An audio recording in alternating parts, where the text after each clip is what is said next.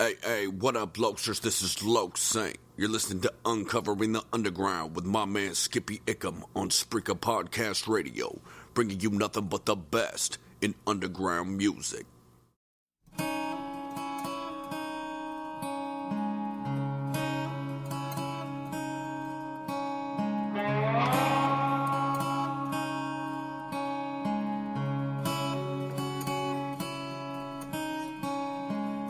There's a bad feeling outside my window. Let it in. It wants to sin. There's a gray spot of rain in the doorway.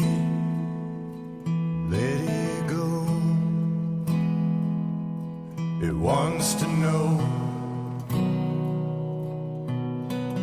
how yesterday could be so cruel. How I could sail on a ship of fools.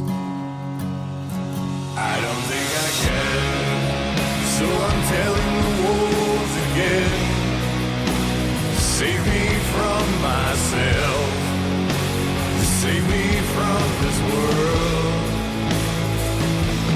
I don't think I can, so I'm telling the wolves again. Please take me instead. Please take me again.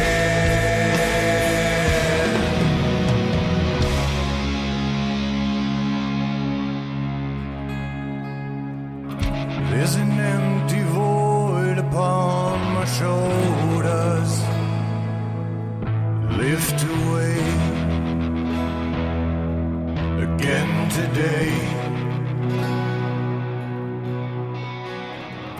There's resentment carried by the demons.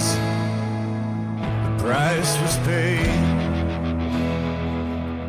Regrets don't fade. How this morning exists so true. Fable the scars untold who knew. I don't think I can, so I'm telling the wolves again. Save me from myself. Save me from this world. I don't think I can, so I'm telling the wolves again. Please take me instead. Please take me again.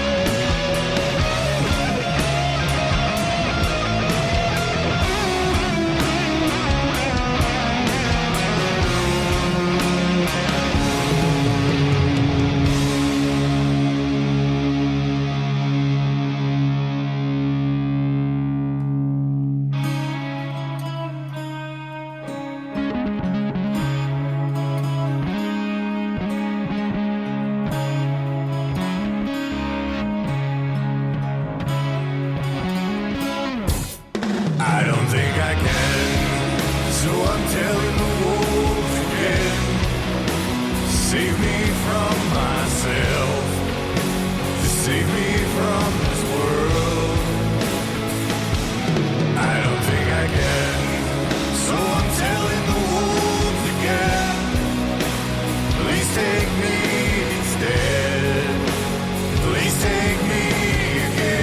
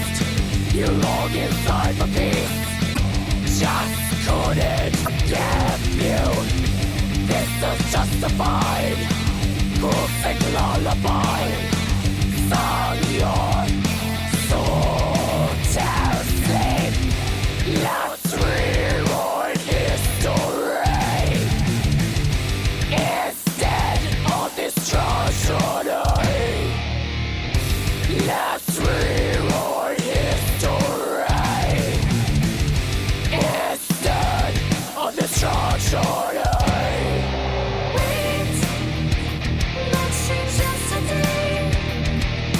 Wait.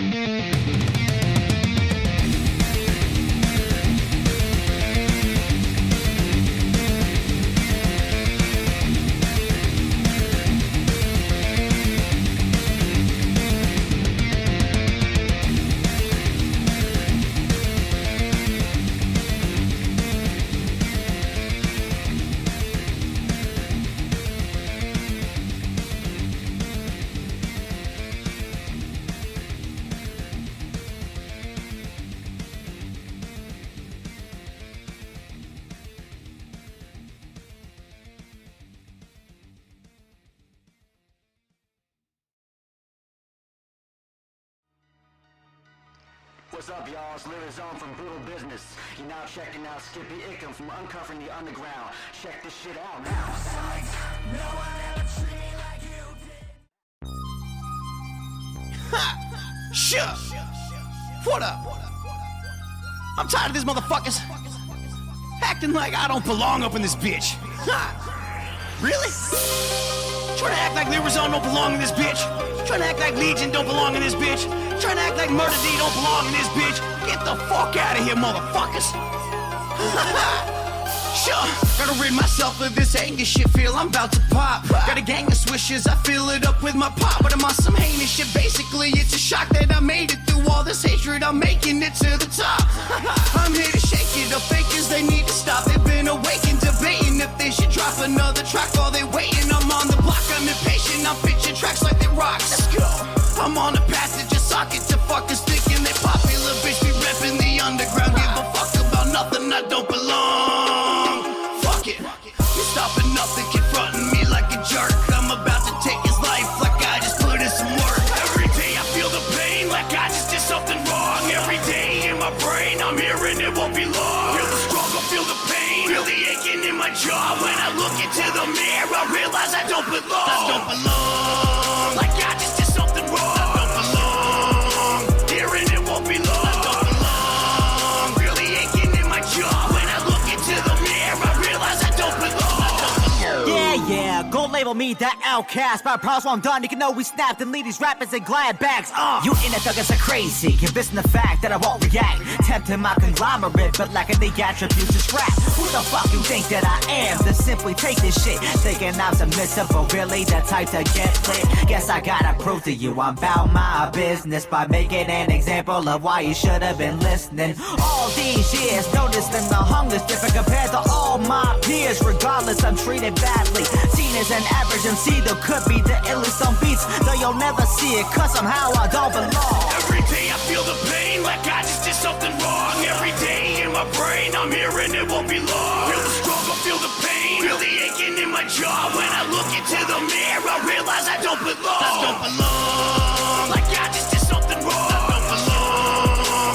Hearing it won't be long. I don't belong. Really aching in my jaw. When I look into the mirror I realize I don't belong. I never felt like I belonged with any song that I wrote, but I stayed strong and pushed on with the hope that I get the last laugh on rap. That's no joke.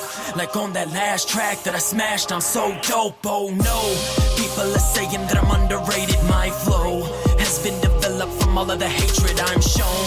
But either way, I'm gonna go take it and mold it into my music and use it for elevation. I'm grown, but yet I'm feeling stepped on. And I'm putting out an album even though I'm slept on. Hit a murder these beats, my lyrics are in the zone. But when I'm looking in the mirror, I feel like I don't belong. Every day I feel the pain like I just did something wrong. Every day in my brain I'm hearing it won't be long. Feel the struggle, feel the pain, feel the aching in my jaw. When I look into the mirror I realize I don't belong. I don't belong. Like I just did something wrong. I don't belong. Hearing it won't be long. I don't belong. Really aching in my jaw. When I look into the mirror I realize I don't belong. Every day I feel the pain like I just did something wrong. Every day in my brain I'm hearing it won't be long. Feel the struggle, feel the pain, really aching in my jaw. When I look into the mirror I realize I don't belong. I don't belong. Like I just did something wrong. I don't belong. Hearing it won't be long. I don't belong. Really aching in my jaw. When I look into the mirror I realize I don't belong. I don't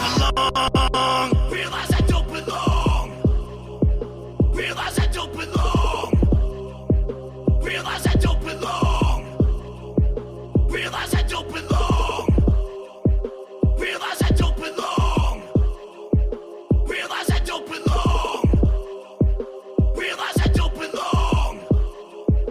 Realize I don't belong. I don't belong.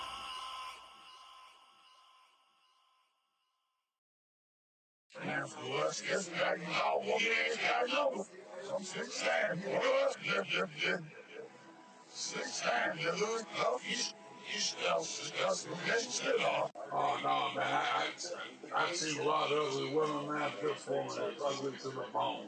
She was fucking nasty, fucking bitch, man. Gotta love her. Equal opportunity is what I'm all about.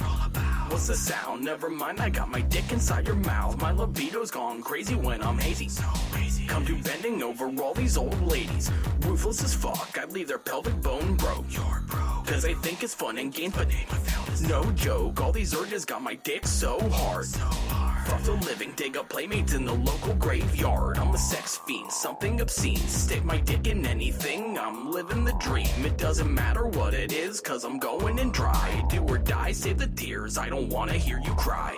Beauty skin deep, but I'm 8 inches past. In that ass, tear it up till it's fully prolapsed. Then I'm on to the next, appetite unsurpassed. I'm jerking on cars from a busy overpass. Men, women, children, I just don't give a fuck. A hole is a hole, and your hole just got stuck. No, it's just another way to tell me yes. When I'm on my prowess best, to lock the door and pray you're not next.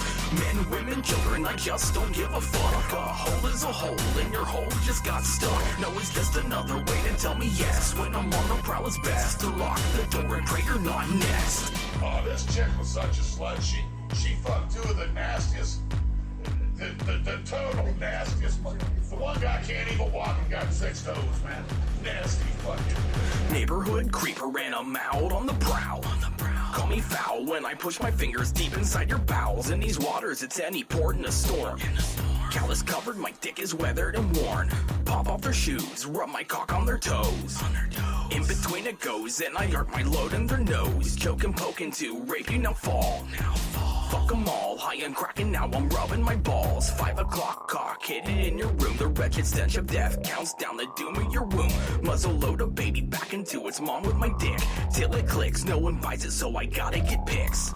Drunk at the park, with my pants soaked in piss. I try to cop a feel, but stumble to the ground and miss. Another day, another hole, an alcoholic abyss. Fuck my fist till I lose all feeling in my wrist. Men, women, children, I just don't give a fuck. A hole is a hole, and your hole just got stuck. No, it's just another way to tell me yes. When I'm on my prowess best, to lock the door and pray you're not next. Men, women, children, I just don't give a fuck. A hole is a hole, and your hole just got stuck. No, it's just another way to tell me yes. When I'm on my prowess best, to lock the door and pray you're not next. It's like you got punched in the face by God.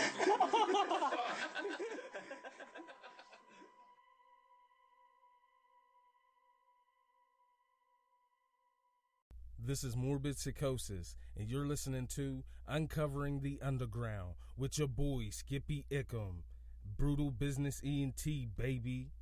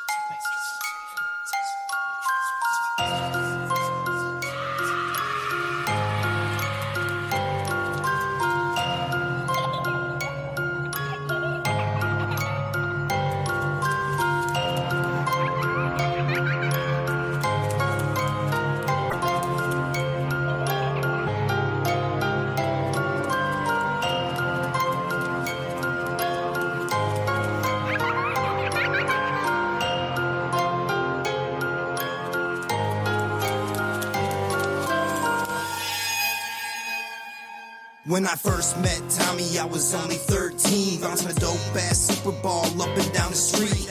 Then there he was, outside the cemetery. The fog was rolling in, it was really kinda scary. His head was bleeding, said he fell off his bike. So we went back to my spot, I got him some ice. I introduced him to my mom, she didn't pay him no mind. We kicked it all day, Tommy even spent the night. In the morning he was gone, completely out of sight. So I hit the streets to find my new homie with no luck. A couple hours later I was ready to give up. And then there he was in the very same spot. Again with his head bleeding, I'm thinking what the fuck. But then he said, hey, let's play a game, and handed me a rusty blade. Told me there's a guy that lives by himself just down the way, and all I had to do was cut his atoms out the sideways. His name was Tommy, my very best friend. We would play all day, the fun would never end. But Tommy had a secret nobody could see, nobody but me. He said we'd be friends till the end of eternity. Tommy was dead. He was my best friend. He was my best friend. Tommy was my best friend. Tommy was dead.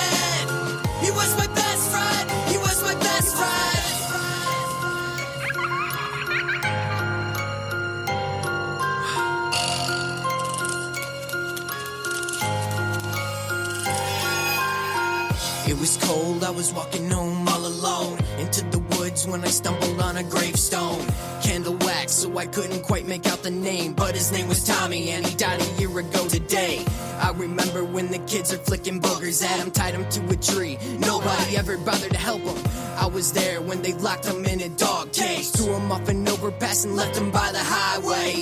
Mean kids, why would they do this? Play tricks, beat him up with rocks and sticks. Quick, take abuse so much he'd get sick. We were playing kickball and he was always last pick. No remorse from the kids on the playground. Always knocked him down to the dirt till he stayed down. He went home and he got his dad's butcher knife. He finally had enough, he chose to take his life. I never understood why I always did his bidding, but fuck it, we were homies, that's the only reason needed. Many years later I noticed he hasn't aged. When I asked him about it, he just quickly looked away. Spiraled into a rage, threw a table at my face and vanished without a trace. It was a few days later he decided to explain. He'd been dead for years at the hands of some punks. They were nothing but some bitches, now they all grown up. So I'm creeping outside another house about to rip some guts. Nobody fucks with one of my homies, no matter how long ago it was. He's standing in the kitchen at the sink, washing dishes. I grab him by the head and drown him in the water he's sticking. Take his own knife, just starts sticking vicious. Blood and water, his feet keep slipping until the thrashing, splashing bubbles come to a stop. Fuck a piece of shit, bitch, Bodie let his body rot.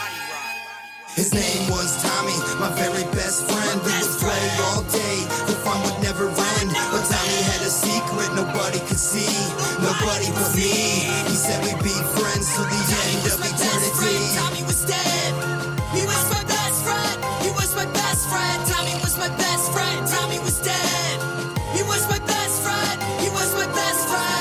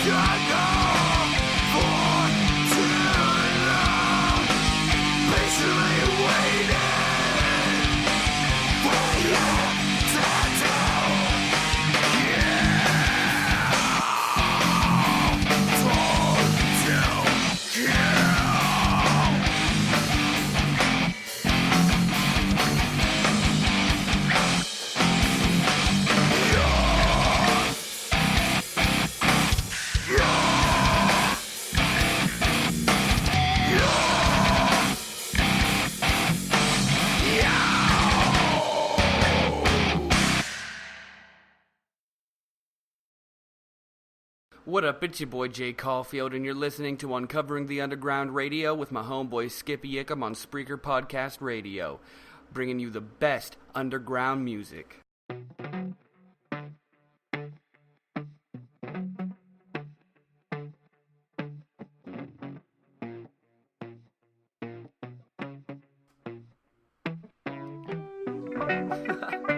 Holy shit, it's been years since I touched a mic.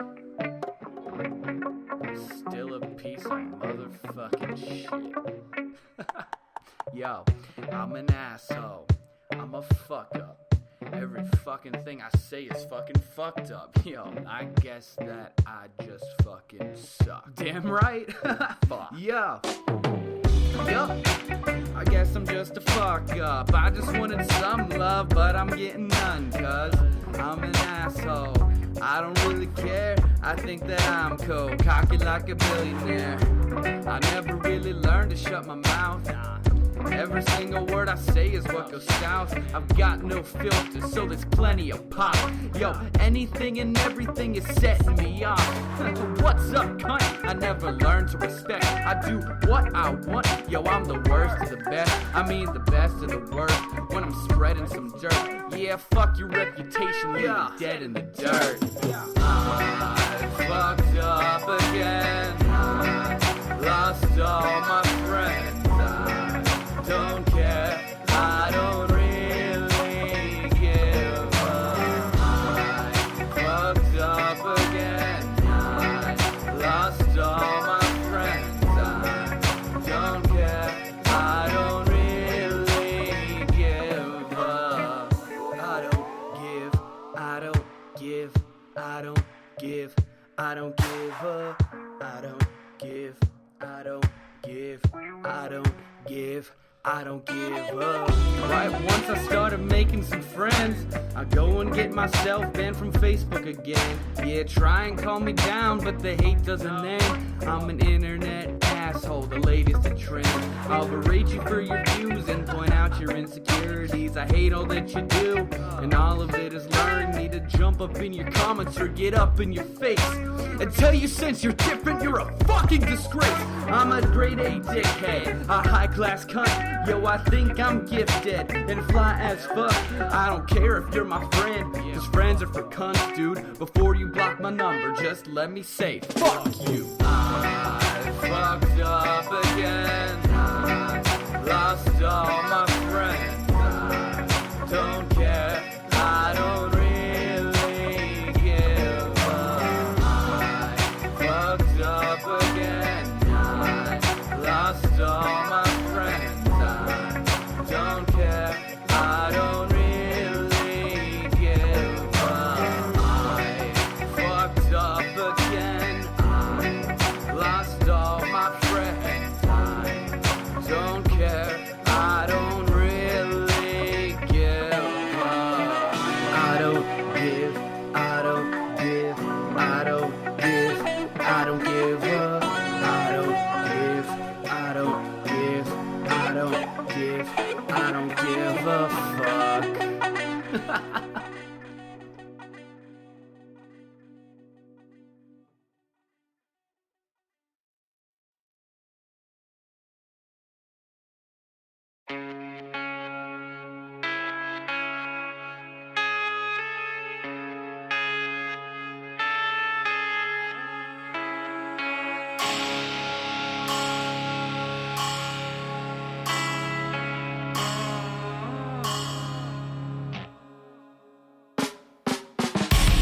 I see a couple of demons. Tells me Satan wants my fucking allegiance. Had to check if my heart was still beating. Blood on the floor, mixing puddles of semen.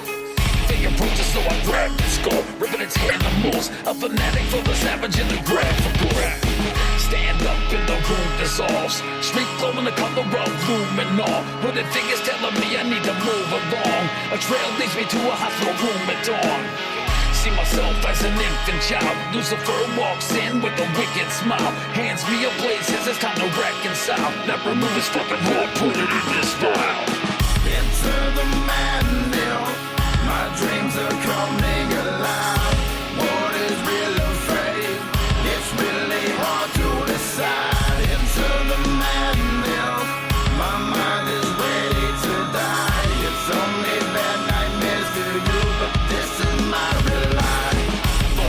just starved for attention. Then I saw the devil's horns in my reflection.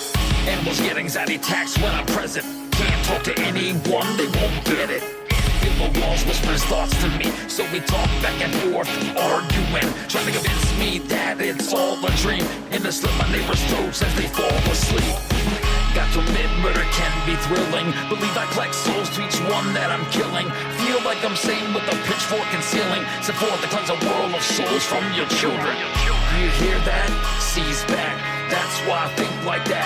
Only see in black. Demons laugh. Devil's giving me a task. Says you're deaf. I release you to your path. Into the madness. My dreams are coming alive. What is real or fake? It's really hard to decide. Into the madness. My mind is ready to die. It's only bad nightmares to you, but this is my real life. Into the madness. Into the madness. Into the madness. Into the madness.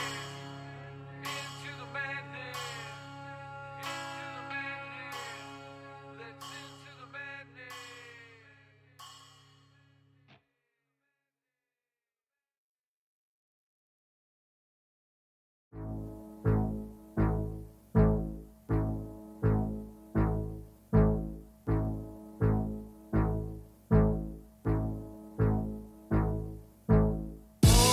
Of the campfire, telling of his horror, lost in the woods with the madman and the stars. Don't laugh at the tale, heed if you call him the legend. With beware the madman Mars. Madman, ex-con, dragon ass left palm. Mr. Schizophrenic, dropping on you like a firebomb. Ain't no fucking state of calm. I bring shit terror, fear to fucking scare ya. Cannibal prepare ya, evil can betray ya. Follow me into the fog, you ain't coming out alive. No worries getting lost. I'ma think of some atrocities to fucking torture ya. Come into the kitchen, got a cupboard I can store your parts. East Coast savior, clubber leader, run amok. Double up a couple chumps I'm slaying, I don't give a fuck. Madman storms, revving chainsaws and killing cops. Eat them if I have to just to hide the evidence. Triple dip the rabbit, as it keep my mind straight. Get rid of economic clash. You be rope I hate. I'll lead your kids and rob a bank. Mr. Incredible. Anything is edible when your fucking mind is gone.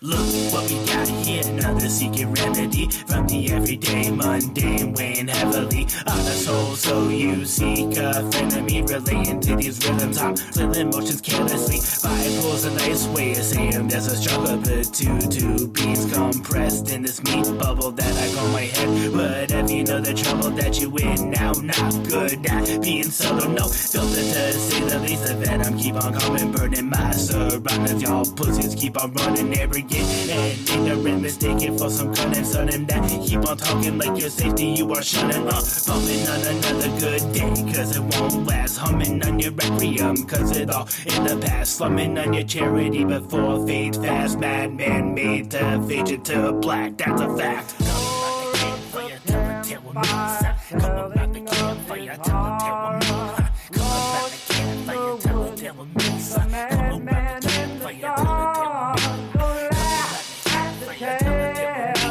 Come around the campfire,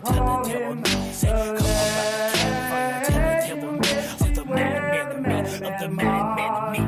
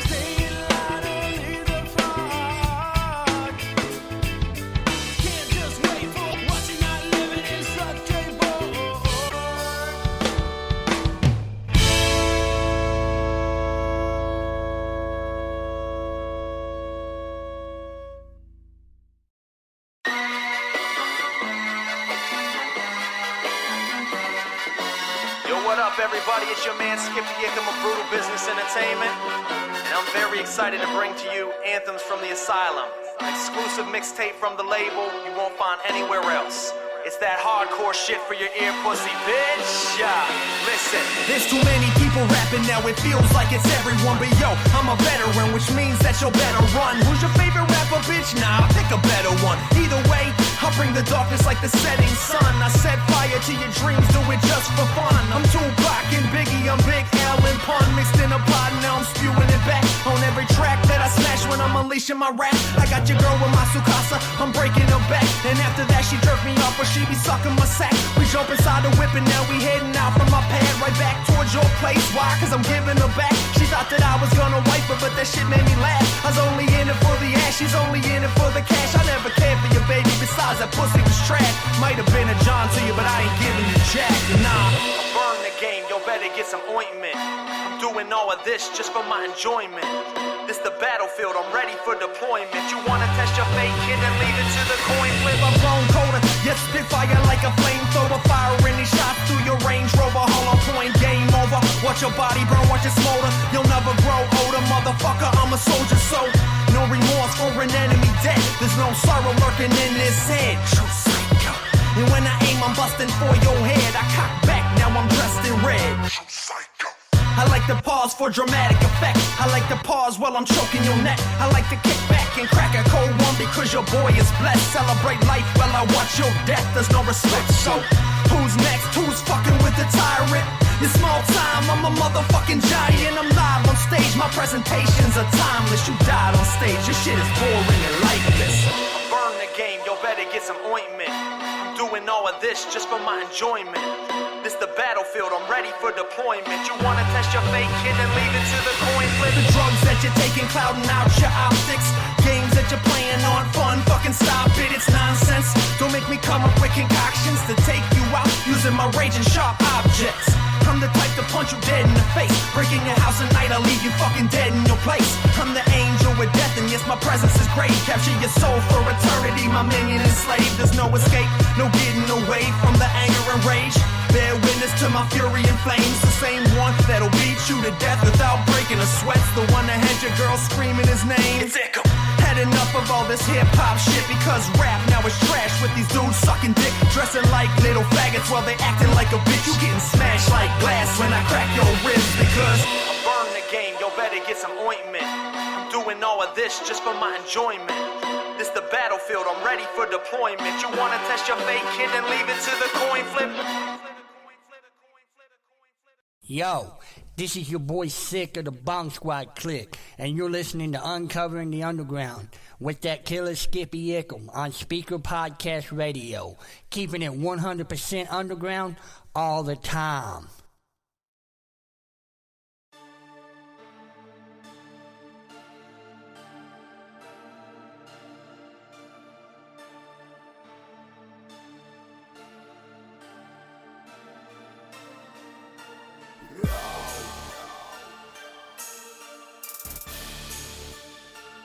Get 'em low.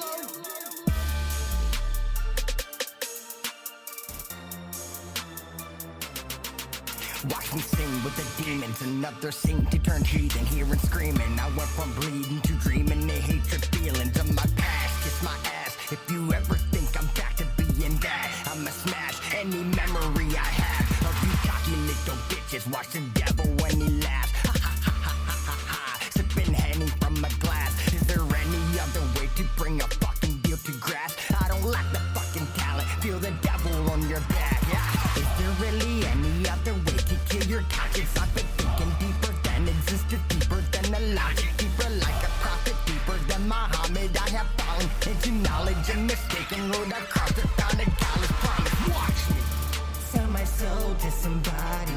Watch me lose myself all over. Watch me separate from the godly. Watch me burn in hell. Watch me sell my soul to somebody. Watch me lose myself all over. Watch me separate from the godly. Watch me burn in hell. Ripping it up, chopping them down, spitting the truth. I'ma spit it right now. I invest in my style, I walk with a smile. Be watching me grow. My flow isn't mine. I'm no character, but for my child, but for my girl. But it's so high up in piles, but it's so high in the heavenly climbs. When the fuck with you clowns, you better back the fuck up, for you get smacked the fuck up.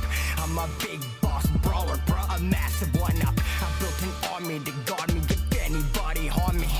I ain't came to party, I came to bear a warning. Chill with the internet, politics, ignorant media, owned by the parliament. If you're just starting shit, leave it alone. Joined by Illuminati and making the clones. The fact that it's hardly whatever you know. Y'all making it grow into a comical rendezvous, but when the story unfolds, see bullets and stones. Is there really any other way to kill your conscience? You've been thinking deeper than existence, deeper than the logic, deeper like a prophet, deeper than Muhammad. You have fallen into knowledge and mistaken. Low you cross the $1,000 promise. Watch me sell my soul, disembody. Watch me lose myself all over. Watch me separate from the godly. Watch me burn in. Watch me sell my soul, disembody. Watch me lose myself all over. Watch me separate from the godly. Watch me burn in. Watch me sell my soul, disembody. Watch me lose myself all over. Watch me separate from the godly. Watch me burn in. Watch me sell my soul, disembody. Watch me lose myself all over. Watch me separate from the godly. Watch me burn in hell.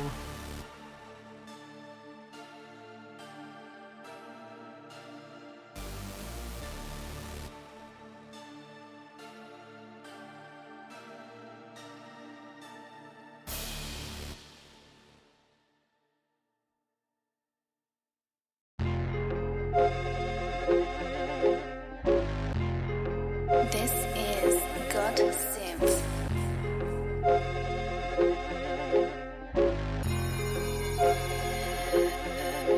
I am not normal, bitch, I'm abnormal. I've got a complex that makes me informal. But wait, there's more, though my life is horrible. Kept up for weeks by the voices that forego normal. Thoughts that have got me so vexed that it feels like I'm drifting along through a wormhole. Can't ignore it though, I'm delusional. Wait, I thought that my name was delirious. Man, I'm feeling slow, I can think a show. No emotions, I think that it's serious. Feeling miserable, I can make it all go away. And I'm feeling so feelingless. Take my hand and I'll show you the way. Need your help to extinguish the meek and the meaningless. Let me show you these beautiful pictures inside of my head. The theatric, the viciousness.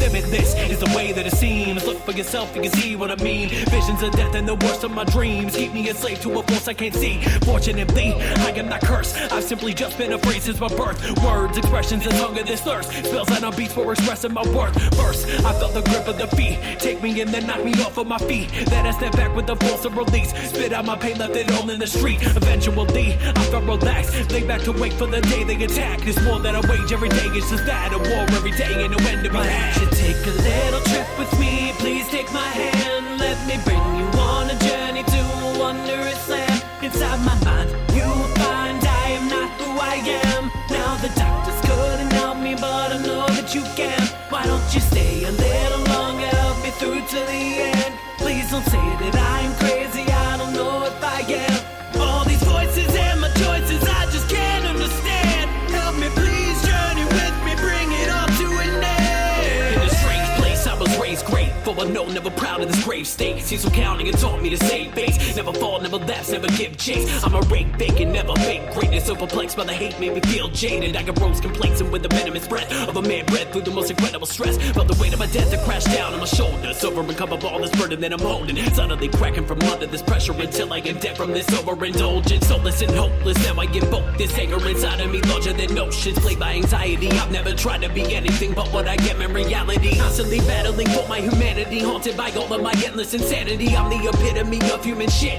Beat myself up with these words that I spit. Deprecate me for my belligerence, cause I'm failing to see that I'm actually sick. Forgiveness is not something I'm gonna get for my shameless yelling impairment of bliss. All this perilousness that I see is just me. Inside of my mind is a treacherous street. Ceremoniously, I'm evolving to be an indulgent, impulsive, erroneous sleaze. Hopefully I'll see the joy of my death. Woefully cocky until my last breath. Save for the crime and the filter I left. Live with the weight of the world on my chest. You take a little trip with me, please take my hand. Let me bring you on a journey to a wondrous land. Inside my mind, you will find I am not who I am. Now the doctors couldn't help me, but I know that you stay a little longer, help me through to the end. Please don't say that I am crazy, I don't know if I am. All these voices and my choices, I just can't understand. Help me please, journey with me, bring it all to an end.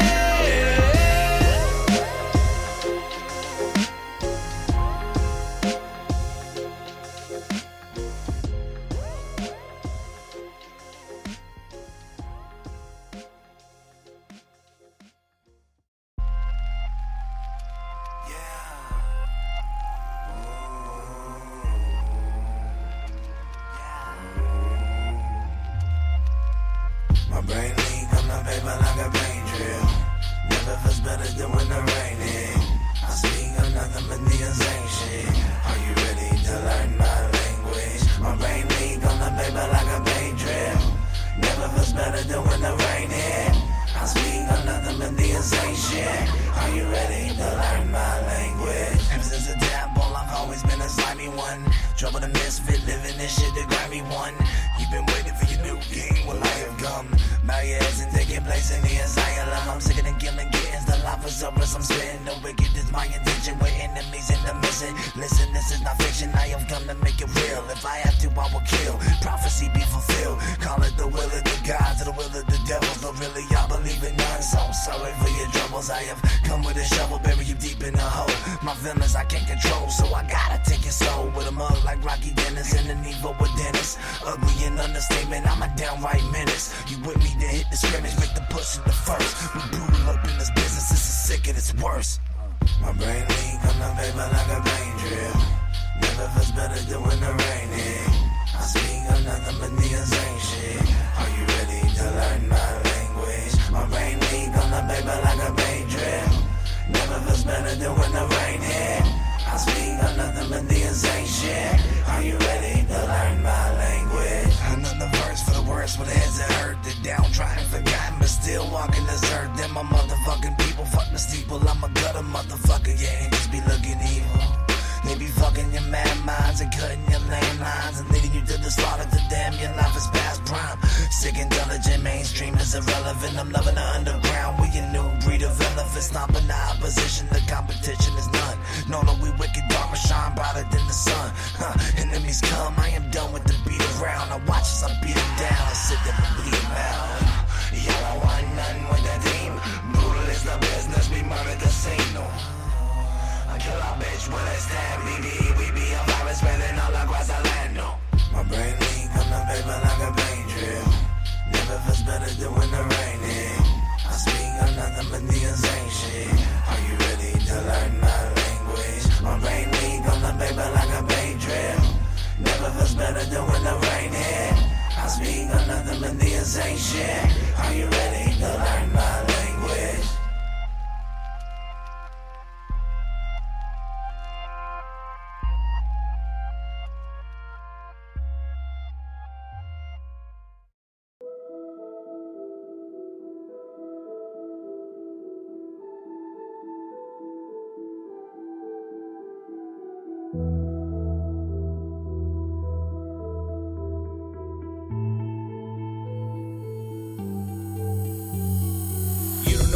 Be the bad man, to always have to be the ass no matter the situation I'm in, always having to justify my laundry list of sins. But do me a favor and take a minute and look at the shit from my position. Never stop to consider to take a gander at the bigger picture. Without this music, the soul within would rot and wither, and without a mortal coil, all the snakes begin to slither, giving way to the pressure of a beast that's truly sinister. I can see it in the bones. Bring it out. Hear the cries of the wendigo. Shake it out. The dead dwell within the snow. Bring 'em out. And you feel the sickness take hold. It's in your blood, spreading within you. It's so infectious. Give it a little taste, you see it's so delicious. Ravenous from the hunger that's become so vicious. You become a slave to your selfish wishes. Save me. My body is a gateway for all the things that can save me. Re-energize and reanimate. Purpose in today. Save me. My body is a gateway for all the things that can save me. Re-energize and reanimate. Purpose in today. The pressure's building up and I'm about to like a fuse to the flame, but I guess that's how it. Eliminate the pain every time we do another the show, the mic is like a therapist. Pour my soul atop these noses shows when I blow. And the stage bursts a flame, and the face is filled with rage. And the pick cannot be tamed. Laid away your anguish, just immerse yourself among the waves. Let the music feel you, leaving nothing but your greatness to be claimed. This is what my heart beats for. And all who challenge this will be kicked out the door. Face down, ass up, with your blood upon the floor. No exception for intentions aimed at killing what we work for. Fuck you, bitches, keep it brutal for life. The day I leave this label is the day that I die. Kill the opposition, the recital competition. Ain't got nothing on our vision. You will fall if you convince and suck the dick in. My body is a gateway for all the things that contain me. Re-energize and reanimate. Purchase it today. Save me. My body is a gateway for all the things that contain me. Re-energize and reanimate. Purchase it today.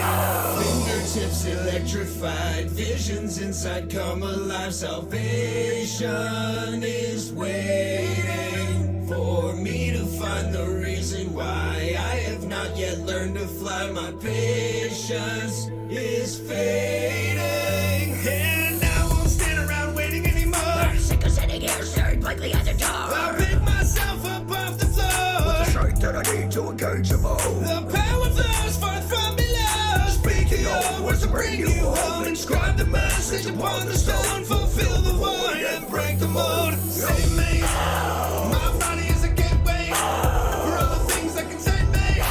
Re-energize and reanimate. Purchase it today. Save me. My body is a gateway for all the things that contain me. Re-energize and reanimate. Purchase it today. Save me. My body is a gateway for all the things that contain me. Re-energize and reanimate. Purchase it today. Save me. My body is a gateway for all the things that contain me. Re-energize and reanimate. Purchase it today.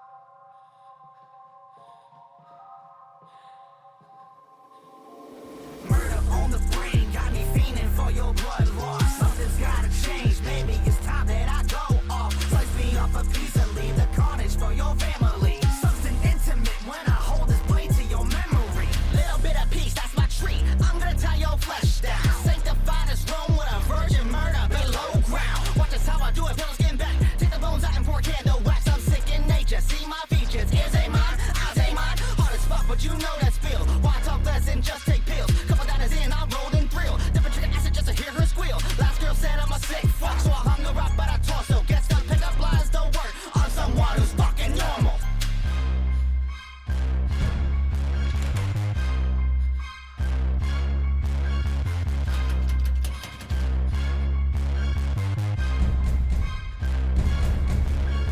Murder on the brain got me fiending for your blood loss. Something's gotta change, maybe it's time that I go off. Slice me off a piece and leave the carnage for your family. Something intimate when I hold this blade to your memory. Hello, you, we follow me. I heard that you just found gore and treat the rigor mortis and how it's used in the art form. Let's close the door, strip this whore of everything she's fucking got. You got it, yeah.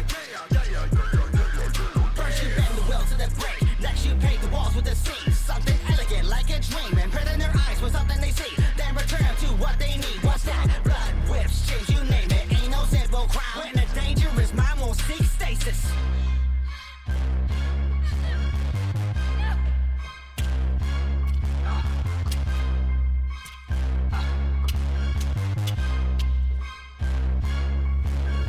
Murder on the brain got me fiending for your blood loss. Something's gotta change, maybe it's time that I go off. Slice me off a piece and leave the carnage for your family. Something intimate when I hold this blade to your memory.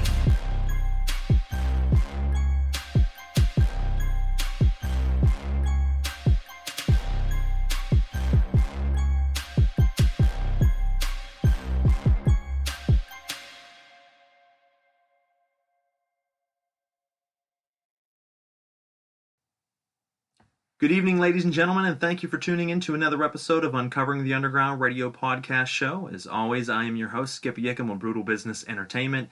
If you are listening right now, whether it's through Spreaker, Spotify, iTunes, Amazon, Google, CastBox, iHeartRadio. You name it, we're on it. Hit the share button, hit the like button, follow button, and share us around. The more you spread us around to your family and friends, the more things we can do with the show, the bigger and better things we can do with the show. So please, spread us around out there, help us out, and get our message out there. We really appreciate you guys tuning in week after week.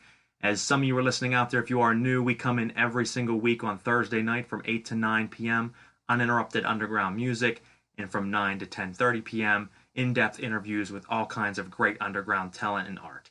Tonight is no different than normal. We certainly have an awesome guest tonight. We have Bianca Jazmine. She is a pop rock singer from Florida. She's from Florida. Excuse me, I can't talk tonight. And we, look forward to getting to find out a little bit about her music, and who she is behind the scenes. Real quick before we jump into that, as always, I do want to thank our sponsors, Tattooed Scumbag Apparel. And you can check them out at www.tattooedscumbag.com. That is tattooedscumbag.com. Put in promo code BBE10 for Brutal Business Entertainment. Again, that's BBE10 for 10% off of all of your orders. They have amazing merchandise ran by a local tattoo artist and good friend of mine, Joe Ball. He sponsors not only the radio show, my label, and also myself with my music. So we appreciate his love and support. Make sure you check out his clothing. Everything from hoodies, beanies, socks, sweatpants, hats, you name it, he makes it. They're all comfortable, made out of great material, and durable. So check them out and support them. If you're a tattoo scumbag like me, you'll love it. And make sure you also check out Brutal by Design Apparel on Facebook. You can just type in Brutal by Design and check out their merchandise as well. Great clothing line that also has supported me over the years. We do want to thank Roush Designs, Legion Artwork, 5 Milligram Artwork, and also R3 Graphics, which is the guy who makes all of our promo shows, flyers for this specific show. So make sure you check that out. For any updated Brutal Business Entertainment news, you can go to www.teambrutalbusiness.com. Again, that's www.teambrutalbusiness.com. On there, you can find out everything from all of our music events and merchandise, new releases, whether it be the bands on our label, the rappers on our label, any new updated photo shoots from our photography and modeling side, our professional wrestling events that we throw, and our 2 different radio shows that we run. This one, Uncovering the Underground, and also our Celestial Oddities Pair of Normal Guys podcast, which is all about the out-of-the-box, bizarre things out there. And if you like stuff like that, make sure you check that out. We will be airing to you next week on Tuesday and bringing you a great show where fans can call in and give me their stories of the bizarre that they've experienced throughout their life. We do have, like I said, a great guest on the show tonight and a lot of fun coming up. And I'm not going to bore you anymore with my details and updates. We'll go ahead and bring her on the line to give you a little bit of a background about who she is. Bianca Jazmine is a pop rock singer, songwriter with an insightful message to advocate for peace, empathy, and unity. She hopes to encourage everyone to embrace their individuality and use our unique personalities and ideas to help others and bring the world together. I don't think there's a stronger message than that. That is a great message there, and something great that she's pushing for. You'll hear it in her music later on tonight when we play it, and you'll hear it in her personality when we get to talk to her here on the show. Without boring you, like I said, I'm going to go ahead and bring her on. Bianca, thank you so much for being on the show tonight. Hi, thank you so much. I'm so thankful for it. Thank you so much for having me. Oh, not a problem. I'm always looking for great new talent in all sorts of genres and different styles of underground art, and came across you guys. Actually, I believe that a member of your band came across me, and that's how we kind of connected. And, I love it because whether it's me finding someone or someone finding me, I've been able to discover, get to meet, and talk to so many great people across the world in all different kinds of art, like I said. And tonight I'm very excited to get to dig into your brain a little bit and hear how you came to be with your music and what's to come. And also, like I said, just who you are as a person behind the scenes. So once again, thank you. Of course, thank you so much. Why don't we get started? So you are from Florida right now. What area of Florida are you guys based out of? We're from South Florida. Most of the members live in a little bit north of Palm Beach, but we do play a lot of our shows down the Fort Lauderdale, Miami area. So that's mostly where we play. Now, what's the scene like down there? I've been a lot of different places in the country, but Florida is actually one place that I've never been. The music scene kind of died down for a while, but for the indie rock, it's actually been blowing up quite a bit lately. So it's been pretty awesome. The shows are really great. The people who come out are really awesome. Everyone's just being, a really good music lover and I can't even begin to say how much I love performing, especially like in the West Palm area. We just opened up for Drake Bell, and that show at Respectable Street was absolutely killer. One of the best energetic crowds I've seen. So, Florida people can be wild, but like in the best way possible. Perfect. I think I've seen a picture from that specific show. Is that the one I think I was promoting on the post where, you're at a festival? Is that the correct one? I have a couple different festivals that are coming up as well, but that one was probably one of my most recent photos that I've been posting, just because we got a lot of awesome shots out of that show. That's great. No, that's awesome to hear that the scene is coming back. You're getting some good festivals down there. It comes in spurts. You see, different time periods where specific scenes are booming, and then they vanish, go away for a while, and then they come back. It's kind of being the right place at the right time, and it's always important to kind of follow that scene and follow that crowd, as it does change quite often. And how long you guys been playing out?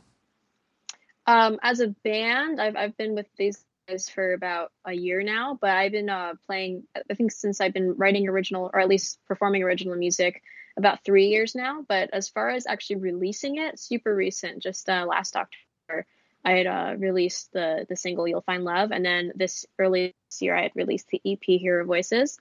But the guys I've been working with, the band, is actually a bunch of old friends of mine from high school that we just kind of decided, about a year ago, hey, why don't we make this a thing? It was before I was doing it solo and, hiring bands when I needed to. But I just love playing with a group of guys that I have a connection with. We're like a family, and it really shows on stage. I feel like the chemistry we have. It's important. There's nothing wrong with having, hired musicians to fill in for your music at times. But yeah, absolutely not. I did it. Exactly. It works, but you know what? There's nothing that can simulate the connection you have if you really do connect and you're friends with the people you're playing with and you form that bond. It comes out not only, on stage when people see you, but it obviously comes out in the sound of the music, and I think it makes it a little bit more distinct. So glad you were able to find people that connected, together with you and able to do that. And it's very impressive that you've only, been really doing this a few years now and just recording and finally releasing music to the public within the last year or so. That's very impressive. Because, if you listened, you wouldn't know that. Oh, thank you. I appreciate that. Oh, absolutely. So why don't you tell us, how did you guys come together? Obviously, you said you met some guys from school, but was it that you were already playing and they had mentioned to you, hey, we would love to start something with you, or how did the whole band actually come together as a whole piece? So it's kind of funny because it started out like I knew all of these guys separately and had played music with them separately, and then it all just kind of like came together. So with Kevin and Colin, my guitarist and drummer, they were kind of like a pair. I ran into them. I met them as like a best friend duo. And we actually had this like talent show back in high school, and I was in charge of like bringing in the act, like managing them. I was a senior, I was top dog at the time, and the guys were 2 years younger, so they were auditioning for the show, and I had worked with them with their piece, and I actually connected with them really well. Their personalities are really cool. I really loved the way they played, and I just kept in contact with them. And then I have Joshua on the bassist, the guy actually who connected us. And he was just one of my best friends from high school, and we had written our own stuff. He does like a lot of metal, like heavy rock stuff. So I'd been doing that with him, and then Kevin and Colin were doing these blues, jazz things. And then actually our newest member, Tristan, I actually met at work at Key to Music, which is where I teach music during the day and I play music at night. So it's kind of like a fun around the clock music thing. And so he was also teaching at the music school, and we also can. And so I just kind of brought everyone together, and it worked out really well. Everyone, gets along, and it's a really fun time. That's important. Like I said, the synchronicity between the members of the band is key, and you always have to try to keep that. It's not always easy. It certainly has its moments, and as time goes on, especially with you guys being a newer group together, I wish you nothing but the best. But you're going to have moments as any band does, and it's just the key to it is to step away from one another, take a breath, and then find the reason that you love one another, and then step back in. Because I've been on the road, I've toured a little bit, I've played, with a band I was in for many years that did quite well, and we were together for about 9 years. And I'll tell you what, there's times that we absolutely loved each other, and there's times where I just wanted to kill everyone in the group. And you just have to, you just got to kind of take a step back and take that breath. But I think if you guys can can keep that glue together and keep held together, I think you guys are going to do very well. I'm excited to let everybody hear the music tonight and hear what it is you guys do with your sound. Now, has it always been, so you said that you do teach music during the day and obviously perform music at night. Was it always in the pop rock field, or was there a different field that you started out that kind of led into this? How did you start out with music yourself? So when I first started, I kind of listened to the whole like, oh, you have to sound a certain way to get to a certain place, and so I subscribed to a little bit more of like the super pop-ish, type sound, which there's nothing wrong with. I don't personally, like it a whole lot when I'm performing it. I find myself really enjoying myself when I'm doing something more on the rockish side.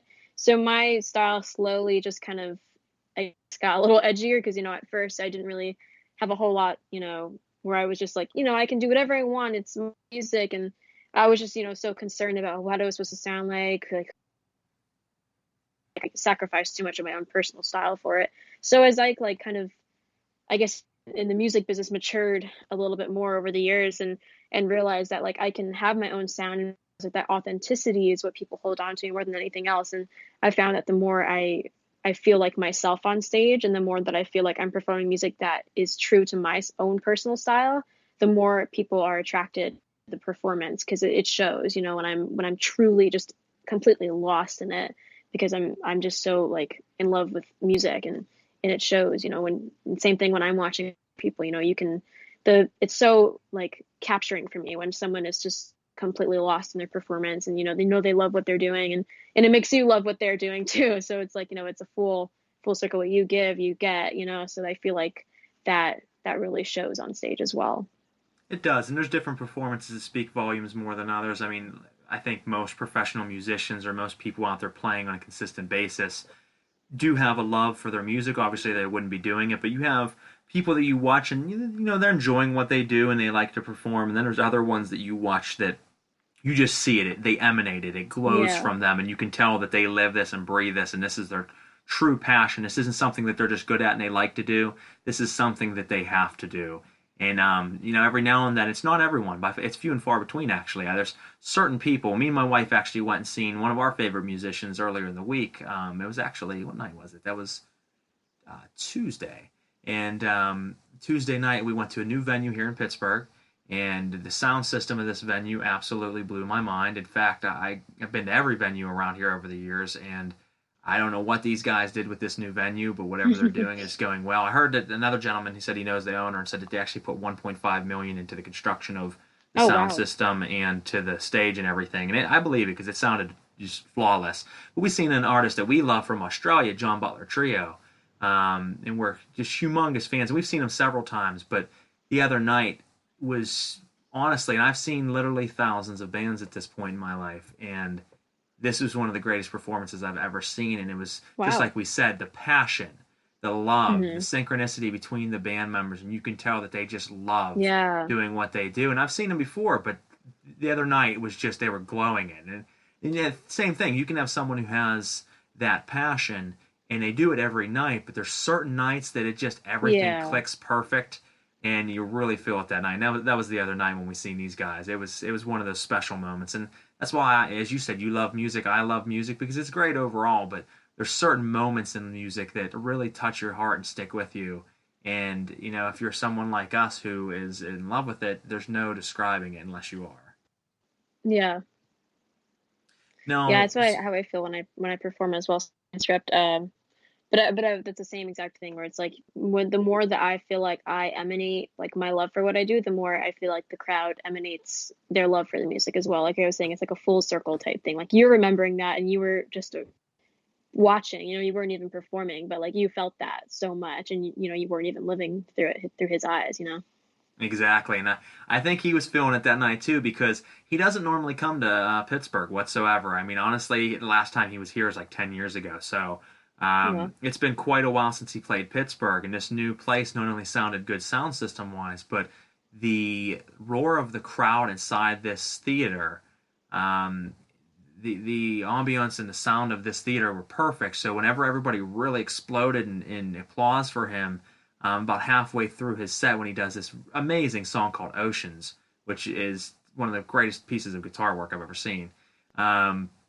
the crowd exploded, and you could tell he looked up like, wow, and you could tell he was truly floored. Played it in a decade, and he even said at one point during the performance, he said, "I don't know why we don't play here often, but that's soon to change." And it was one of those things that I knew he was going to be back now, and all I needed to do was experience it. But there's certain shows that stick with you, and there's certain ones that, they're fun, but they don't have that special feel to it. And as you play more and more, I mean, obviously you've been playing, but as you play more and more, it's funny because people would think that the feeling would wane over time and kind of get lesser. It actually, at least for me, it amplifies. I've been playing for about 15, 16 years out at this point, and I love the show I played last week as much as I did the one I played 16 years ago. So it's pretty crazy. That's amazing. You're doing something right then. I try to have fun. I try to help a lot of other artists as well and get to help them onto their journey of music and life and let them experience it, because I'm a firm advocate in putting music into people's lives. I always said if I struck it rich or won the lotto, that I would build some type of musical school to teach people who might not have the option or the opportunity to be able to go to music school, give them some type of education in the arts and in the music. Yeah. Because everybody, I think, should experience art and music. I absolutely agree. Yeah, especially as, being involved in that and seeing the way, it's changed people's lives, I guess secondhand. But, being in the room when it's happening, it's just, there's no words for it. Like just seeing the way it changes people. It's truly great. I mean, and like I said, it's a certain type of thing. It's weird because I meet people from time to time that you think like everybody's in love with music, but that's not the case. I've met people before that have said like, music, whatever, man, I don't really care. And I'm like, you don't care about music? And they're like, I mean, it's nice. My jaw just drops. What's wrong? Yeah, because I don't understand it. Like, I don't really care. I don't care to listen to things. It's like, okay, that's strange, but I'll go with it. But it's nice, whenever you have someone who has a love for it, especially if you can get them involved in it, because I think everyone has a hidden talent, whether it be music or art of some sort. Everyone has some type of talent, whether they know it and discover it or not. Exactly. In some form or another. I'm a huge advocate for that. No question. With that kind of being said, obviously you are involved in music and obviously you do sing, but aside from singing and aside from the band itself, is there anything else in the art world? I mean, obviously you teach it as well, but is there anything else that you are involved with? Our last group, Demetis, that we had on last week was very interesting because I asked them what other type of hobbies or things are they involved with, and there was just a crazy array of all kinds of things that were thrown out at me. Some of the things I've never even heard of before, and it was pretty interesting. Is there anything that you're involved with heavily besides music? Absolutely. So music has always been in my life since I was a child, but there were some times where I was even involved in some other arts growing up, even more than music. For a while, I was just really into photography. And I would say that one still sticks with me quite a bit. I still practice photography and I just love composition and aesthetics and really practicing that behind a camera as well. That was something I was really good for in high school. I was also really huge on dance, and that's probably the second prominent thing that still exists in my life today. Not only just on stage, but that's more so just letting myself loose, but actual dance as a technique, I use as my workout routine. And going to the gym, I'll just put on some music and dance until I'm completely fatigued. But those two I'd say are still prominent in my life. I also have delved into writing, not musical writing, just poems, and I used to write short stories, and I also would paint and draw, things like that. So same here. I was just absolutely everywhere, between, and theater as well, visual performance, or not visual arts and performing arts. Both were really prominent in my life since a young age, and just kind of, poking around each one here and there. But, music was always definitely a constant throughout all of them. Yeah, it's kind of, it's funny because like I said, I interview a lot of different people in the underground, and when I do it, one of the things that we see time and time again is the fact that a lot of people don't just stick to music. Some do, and there's nothing wrong with that, but most of them are involved in something else like photography or painting or writing. Them are the true artists, because you can't just stick to one thing. Our minds are constantly racing. They're constantly wanting to work on something else to create. If we're not creating, we're suffocating, and we're constantly wanting to do something else. Now, every now and then I do come across an artist that simply says, no, I just do my music. There's nothing else artistic I do, and that's great. But time and time again, most of the people that I interview and have on the show whether it's meant to be that way or it's just someone that throws something out at me that I didn't know about them, is time and time again, like I said, it's multiple things. And I myself am a photographer as well, so I do photography. I do the radio, I do the music side, so I try to be versed in a lot of things. I also write, although we won't get into that subject because I have a lot of people that have been kind of hating on me. Not hating on me, but they've been kind of yelling at me because I have a fan base that's been wanting me to release a novel that I started writing about 2 years ago. And it started out strong. It started out very good. I had several people check it out and really were into the teaser that I put out there. And then I wrote a little bit more, and then I never finished it. There's just not enough time in a day to do it. And I think that's more my retirement plan. I think once everything's said and done down the road, I want to sit back and create books and write books and kind of distance myself from the world and away from the public eye, because I feel to be usually a very good writer, you kind of have to seclude yourself and get away from what people think. Because as you said earlier with your music, you started out caring too much about what will they think.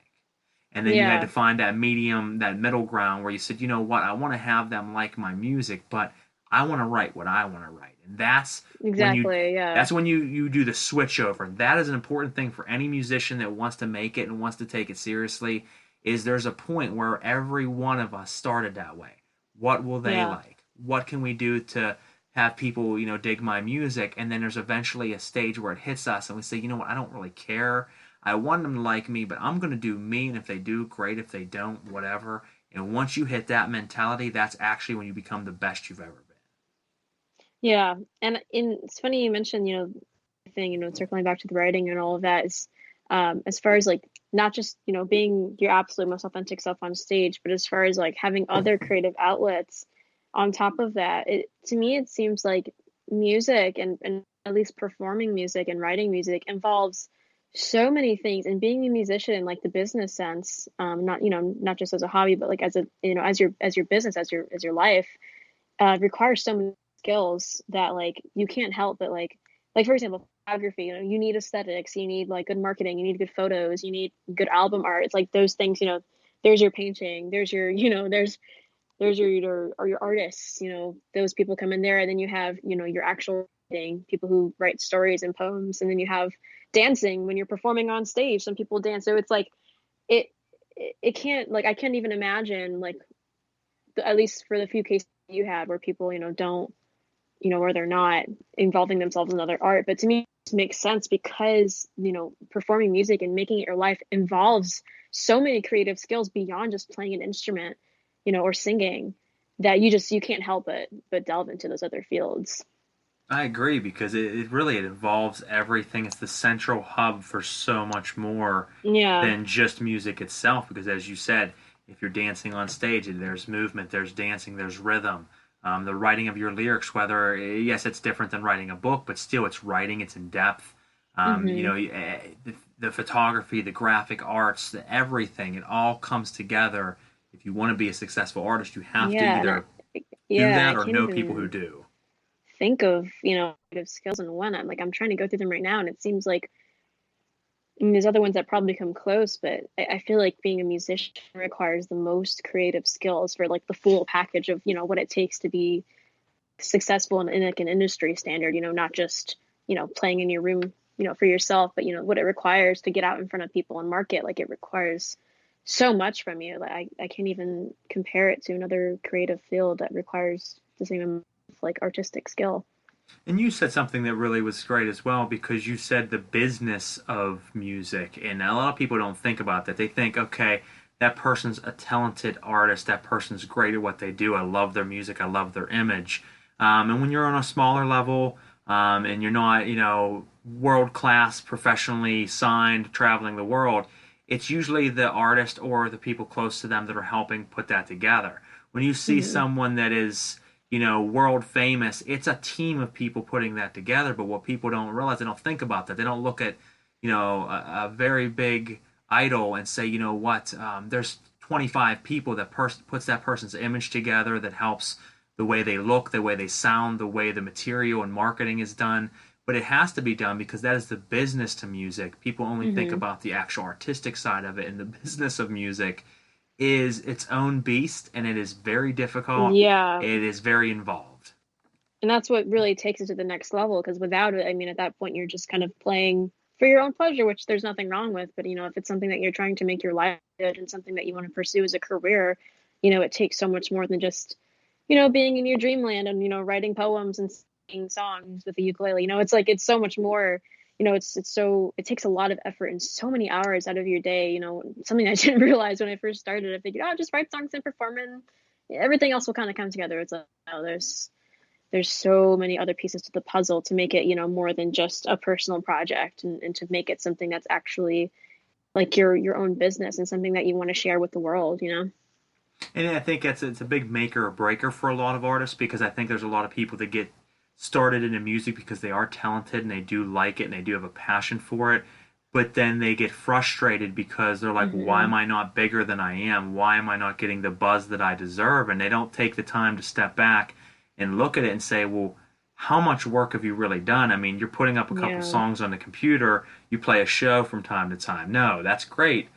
But what are you doing as far as marketing campaigns? What are you doing as far as image and promotion, cross promotion? What are you doing to get yourself out there at a much higher level? And people start to say, well, that is a ton of work. I don't have the time or the energy and the money and to put into that. Yeah. And that's when it becomes real. It no longer is a hobby. You look at it like, oh, wow, this isn't always fun. Yeah. Music should be fun, but it's not always going to be fun, because let's face it, if you want to take it to a serious level, you are going to give up an enormous amount of time, energy, and money to be able to take it there. Yep.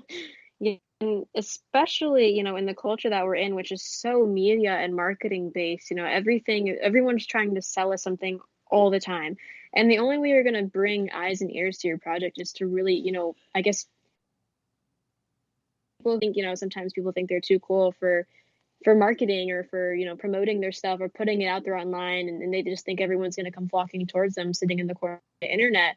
And it's like, that's not really, there's billions of people out there trying to shove people's face, shove you in your face. And it's like, you have to think about strategic ways to make people look at you among the, the millions of advertisements they're looking at every week. And it's like, you have to, it's more than just you and your talent. Like, yes, that's really an integral part of the process, but the people, that's not even number one anymore, or even ever, unfortunately, because, the talent and the sound, it's so important. But there is a very cutthroat part of it where it's like, well, unfortunately, it's not the only piece of the puzzle, and we have to put in the effort in other parts where, if you don't have the time or I guess want to have the time to put that together, you have to really think about whether you really want a career in music, because it takes that type of time, to sit there and shove yourself in front of people, listen to my stuff, and in a strategic way, of course, and doing it in a way that the marketing makes you likable and makes people want to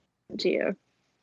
Exactly. I mean, and like I said, that's what it does make or break a lot of artists, because they realize that it is a lot of work, it's a lot involved. And I mean, people tell me all the time,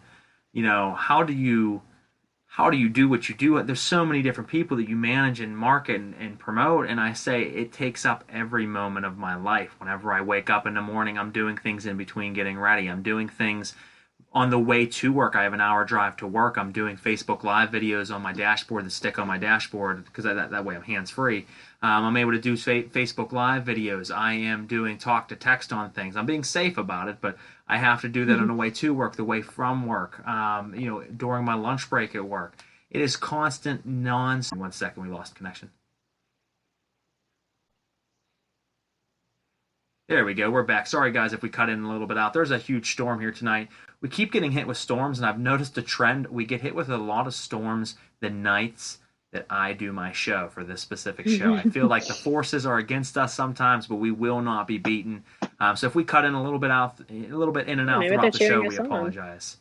Exactly. Something's trying to stop us, so we will not be stopped. But as we were saying, there's a lot of people ask me, how do you keep all of this under wraps? And it's just constant work. It's constant, pushing towards the dream. And whether we make it there or not, it's a good ride along the way. And we love what we do. And as you were saying, it definitely has changed with there being so many artists out there trying to make the same dream, because I came from a different time period. I don't know your age, and I don't ever ask a guest their age, but I came from a time period where internet wasn't there, and when we used to go out and push mixtapes in the street and talk to people and perform live on the corner and did things like that to be seen, because those are how you got heard, was by word of mouth and things of that nature. And then internet really started to pick up and kick in, and it changed the aspect of how you could promote your music, which was great. And then a lot of other things changed along with it. So now it's everyone in the world can put music out. So it used to be hard to be seen because you had to do it in the street, and how did you get it out there? It's person by person. It took forever. Now you can get it to 1 million people at once, but there's 5 billion people doing it. So how do you get seen? Mm-hmm. And then it became even harder, because it used to be if you wanted to go make music, you had to go to a recording studio, and usually that separated the good from the not good, because people putting their money together, raising money, going to the studio, putting all that dedication and time in, usually meant that they were either very good and serious, or maybe they weren't good, but they just had heart. And either way, I respected it.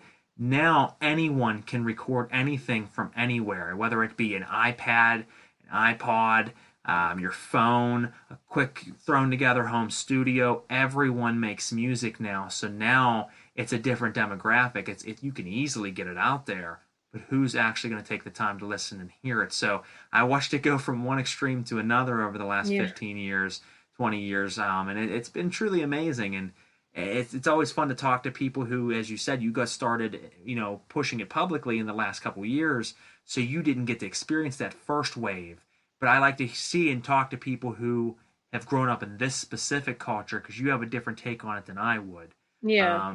It's definitely unique, and it's always ever changing. So what you're used to now, fast forward 20 years from now, it'll be a completely different way of marketing, and it's always interesting to see how it changes.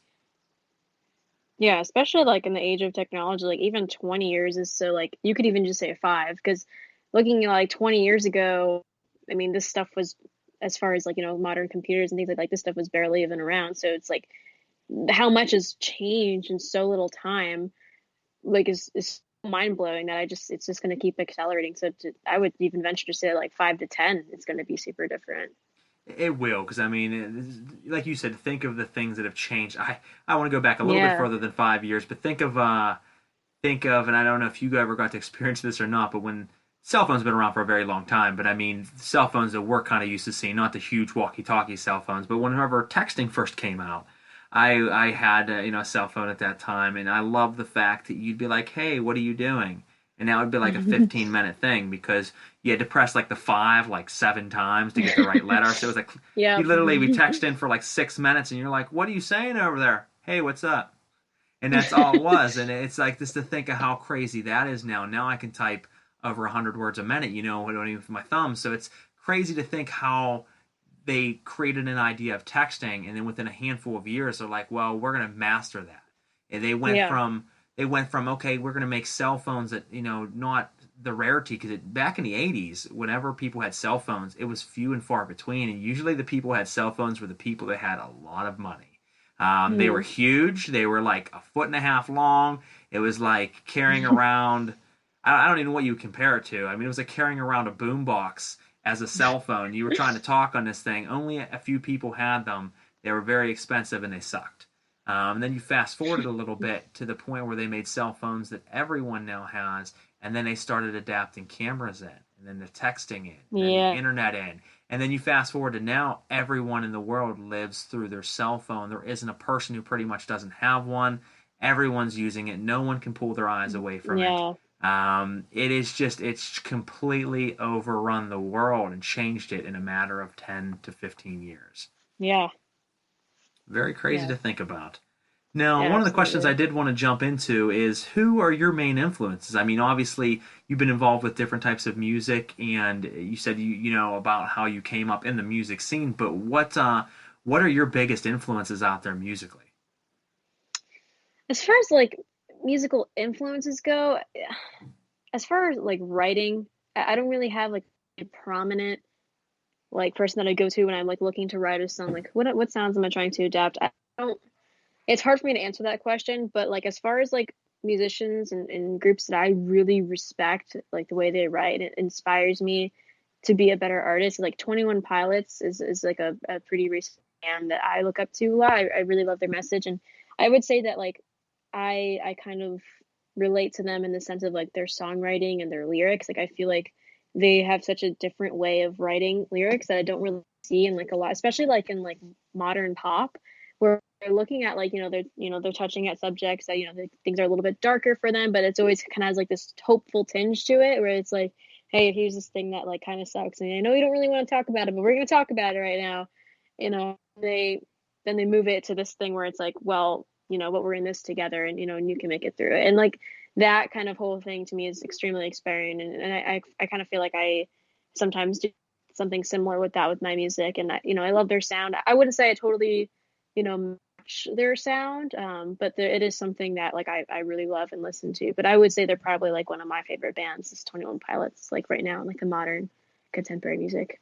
No, that's great. I mean, there's no right or wrong answer to that question. That's great to hear all the different influences and who people are listening to. And I do the same. I listen to a lot of different music all across the board, every genre. But I don't really use. I mean, they all influence me. Don't get me wrong. Everything influences me, whether it's music, things I've experienced, good or bad. Yeah. Everything in life is an influence. But when I'm writing my music, I write my music from my heart, from my soul, of what I want to make. I don't really try to sound or take pieces from anyone, but certainly it all does leave fragments that we pick up without even realizing. Yeah, of course. I'm sure that they, one way or another have had a big influence on your music without even, you might not be trying to sound like them, but you're still taking little fragments of that and it's shining through in your music in a different way. Yeah, I guess in that sense, it's more of like your music taste, and obviously your music taste is going to be there when you're writing your music because it's what you like, And to me, that's kind of like what makes more sense is like when it's an influence, it's like kind of just like your personal style, and that I guess just leaks out into your writing. Absolutely. I mean, it truly does. And it kind of brings me to a second part of that question that I wanted to ask is, and this is kind of a cliche question because everyone in the world who does interviews asks this question, but I have to do basic questions as well on my show because people want to know the basics, the nitty gritty of the things that make you an artist and who you are. And then, like I said, throughout the show, we do dive into some other funny and off-the-wall things as well to kind of get to know your personality. But one of the questions that everyone asks is, who would you want to work with in the industry, whether alive or dead? Now, I'm switching that this week. Usually I just say, who would you like to work with? I'm actually adding the dead factor so that it can be anybody. Alive or dead, if you could pick one artist to work with or one group to work with, who would you want to work with ultimately above everyone else? Oh, okay. And I know that's a tough one. Yeah, so there's probably like I could probably type, if you gave me an hour, I could type you up like a 5-page list. But if I had to just, I don't want to be redundant, but obviously 21 Pilots. So I'll just kind of say it real quick and then move on to maybe a second choice because I did talk about how much I love them and the way they production is super cool, and I think a collab would be really awesome. Tyler Joseph, if you're listening to this, you can reach out. Bianca Jazmine, love to do a collab with you. But other than that, I would probably say I grew up a lot on the Beatles, and their music is also really inspiring to me. I love that they're always taking risks and doing things that are different. And I know it's kind of a basic answer because who doesn't love the Beatles? It's classic. But I just let you hear in my room, there's Beatles memorabilia all over my wall. John Lennon was one specifically that I really clinged on to. That I always loved that his message was a very world conscious, and that's something that I relate to as well in my personal music. And so from a songwriting perspective, like John Lennon, I feel like would be a really good match for me.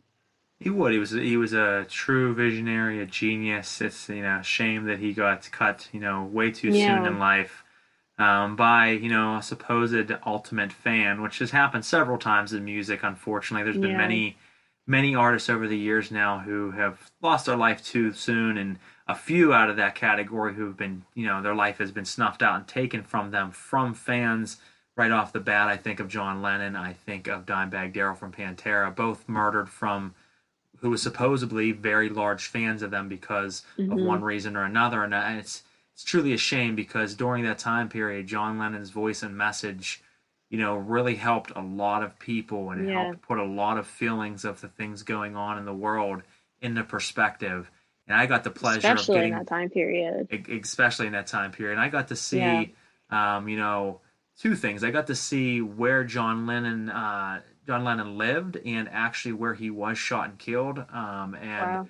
right across the street from that, right across from his apartment, because that's where he was killed at, is the part of Central Park that they called Strawberry Fields, where he wrote Strawberry Fields. So I got to see both, and it was truly a touching moment because, I mean, my wife is a humongous Beatles fan. Don't get me wrong, this is going to sound horrible to the fans listening out there. I do love the Beatles, but I'm not a super fan of the Beatles. I like their music. My wife, on the other hand, could tell you every song of the Beatles and sing every lyric. I could not, but I could do most of their very popular songs. But I was a fan, but me and her got to go do that together. It was really a special thing for the two of us to share. Yeah. It's a shame that he was, cut so short like that. But, I couldn't even imagine, if he was around today, what he would be saying or thinking, because especially, the reason I say especially, is because times have changed. People have become, I feel like, more conscious, with the rise of technology, being able to educate yourself beyond like what you've been taught in your household. I feel like, the world in general has become like a more, accepting place, at least on an overall plane. There's, I'm not going to get into the politics of it, but obviously there's issues that go on, in day. But, if we're going to compare from like the time period that he was alive, overall, there's, been a great shift, and I guess the openness of people's minds. And so I couldn't even imagine like how he would feel today. And like just seeing like, because the things he was saying like are already, pretty groundbreaking for now. And just to imagine like, things were, a little bit different when he was writing them, what kind of criticism he probably received for that, because he probably like extremely radical, in the culture that he was in, during the time that he wrote those things.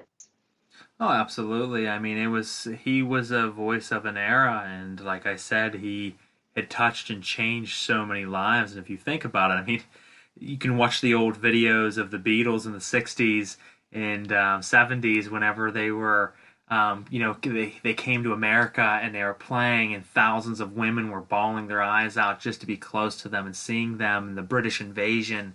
And no one had ever seen anything like that. The Beatles, whether you are a fan or not, the Beatles have changed the platform of music altogether. Whenever they formed and came here, they changed how music was looked at. They changed how music would ultimately be and become. So, like I said, whether you're someone that's a fan, whether you're someone that doesn't care for the Beatles, it doesn't matter, because without them, nothing would be the way that it is now in music. We don't know what it would be, but it certainly wouldn't be this. And I always thought a very good question to ponder on is artists like the Beatles, artists that were so amazing and so groundbreaking during that time, who unfortunately got cut short. I always like to think of if that didn't happen and they were still around, would they have been able to maintain the momentum that they were going on and continue to drop album after album of amazing music? Or would they have faded out and almost ruined their career? Because there's been artists who were amazing that put album after album out that were great, and they should have called it quits, and they didn't, and they kept going, and they almost kind of had like a downward spiral towards the end of their career, and it kind of tainted their career a little bit. You have other ones that rode out strong the entire time, then other ones that were cut short. But I like to think of the ones that were cut short in one fashion or another and think, would they have been able to maintain that momentum? Because the Beatles obviously crushed it from day one until they disbanded, and I just wonder, would they be the same thing with artists like Kurt Cobain or anyone who came out and just destroyed the scene? I mean, no one had ever heard grunge music like that, and then here comes Nirvana, and they absolutely dominated the world, and then next thing you know, you blink a couple of times and they were gone. I always wonder, could they have kept it going? What would they have said if they were still around?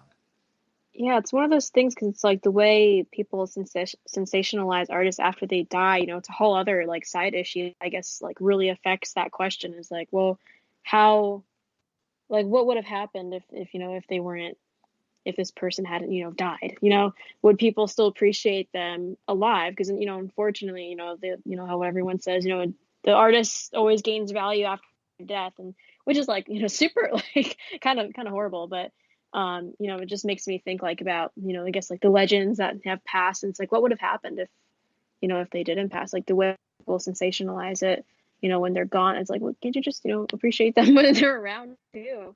Well, a lot of careers like were said, made I that don't way. know what would have happened. Yeah, exactly. It's kind of sad, but I don't even know how to go about it, because it's like you want to think that it would have always been great, but you think of some artists that have kind of had this great height and then kind of slowly just like washed out, and you're like, ooh, like I wonder what happened to them, like what for those who we lost too soon, like what would have happened. But no, I think of that often as well. we'll You have never know. certain ones. You have certain ones like John Lennon who would have been a legend no matter what. Yes, You have other absolutely. ones who became a legend because they died almost. And I hate to say that necessarily because the two that I think of are more in my genre, which is obviously Tupac and Notorious B.I.G. Both were doing good things. Now, Tupac was, I think, a little bit of a different realm, and I don't want to get into the whole debate with fans out there listening right now that are like, oh my God, he's talking on this, because there's always the debate who's better, Tupac or Biggie, and I will always still say that it's Tupac because of the fact that he had multiple albums. He was in movies. He had a ton of other things going on. Biggie, unfortunately, wasn't in the scene long enough to get those other things going on. He just had his one album out at that point. So it's hard to compare an artist who had one great album to an artist who had 12 or more. Yeah. So it gets into that. But there's always that debate of who's better. And I always wonder, if they would have continued to live, would they have been as big as they were after death? Yeah. I think Tupac certainly would have been. Biggie is hard to say because he only had the one album out and people loved it, and he might have continued to write several more that would have just blown away everything, or he could have wrote his next album and it would have been an absolute flop. No one can ever say. I think he would have stayed consistent and kept it going, but his one album and then his death skyrocketed his fame and made him a legend for the rest of time. So, like you said, it's a shame that people do that, and it happens in certain artistic ventures. It's not everything, but certainly a lot of paintings. Artists that are painters, a lot of times their art is worth nothing while they're alive. No one cares. Especially paint, like it's like actually horrible compared to music, probably. Like, exactly, and then they die. And all of a sudden, it's like everyone loves them. Their paintings are worth a ton. I think it's because of the fact that they can't paint anymore after that, so their paintings become rare and valuable. But it's just sad that most painters have a kind of get the shaft a little bit, where they don't get to experience much love while they're alive, and then after they're dead, they're huge, but they'll never be around to see it. Yeah. Very interesting. It's pretty dark, but it is definitely dark. Oh, we get dark on the show sometimes. It certainly is. I mean, we also talk to. It's all right to get dark, and we talk sometimes on the show about a specific topic, kind of related to that, but kind of different. Is that people with music? Another thing is, we just said how art's a little bit different than music with how that specific topic is. But one of the other topics that we have mentioned in the past is with music, people a lot of times, if they're a heavy follower of your music, make their own character of who you are in their mind. And it doesn't happen in a lot of other arts. I don't read a book and automatically assume that I know who Stephen King is as an author. You don't do that. I don't watch a football game and automatically imagine who the quarterback is when he goes home to his family. You don't do that in acting when you watch a movie. But for some reason, people time and time again do it with music. They listen to your audio version of your feelings, and they're automatically like, oh, I love dude's music, this and that. He's this type of guy. And they start talking about like their vision of who you are. And it's always weird that there's an imaginary millions. If you have millions of fans out there, there's a million different yous that exist out there that you don't even know about. I think about that. I guess we can go two different ways. One of them is like, I guess because like in the the marketing world of music, like you almost have to have this like not a character. I mean, that character can be who you really are, but like the way it's presented to the audience is like, hey, this is me. Like it's more than just my music. It's the personality and the way you share your personality with the world. That creates that character too. But then there's another side to that where I'm like, even just in my daily life, like I am a different person to everyone I know. And that's a concept that I've always thought about and actually written, several times about, and, it kind of has some hints of music. Actually, Frequencies, my song Frequencies actually kind of started from a similar, I was actually in Guitar Center, like the music equipment store, and I was looking at a guitar pick, and I was like, I wonder, the ones that they let you use, like when you're testing out the instruments and stuff. I was like, I wonder, the thick hard red plastic ones. Yes, I was like, how many people have touched this pick? Like, who are all? I want to know every single person that has grabbed this pick and played something. Like, where are they at right now? What are they doing? What are they listening to? How are they feeling? And like, I would just think, like, that was so overwhelming to me because it's like, we completely like protagonist, like, make ourselves like our own protagonists of our universe, and it's like it's just us, and it only matters what we think and feel in each moment. But it's like everybody has their own reality at the same exact time. There's billions of moments occurring at once, and it's like whether it's a music fan or someone who doesn't, might not know you as well, or someone like that you have like you as an acquaintance or a friend or your spouse. It's like there's so many people that have these different versions of you, and it like sometimes when I like go down these spirals, I'm like, this is so overwhelming. 'Cause it's like how are there, like, you're the same person all the time, or at least I try to be. I guess not everyone can say that, but I try to be like myself, as much as I can be. And so how is there still like such a discrepancy between like the way people view you? And I guess that answer is the way their own perception is of their world is going to tweak, the way they feel about themselves, the way they feel about the world is going to tweak what they perceive of it, including, no matter what you give them. You could give one person the same, song or conversation, or whatever it is that you're giving that's part of yourself, and the way they're living their lives and what they see in the world and in themselves is going to bleed into whatever they take, and receive from the world.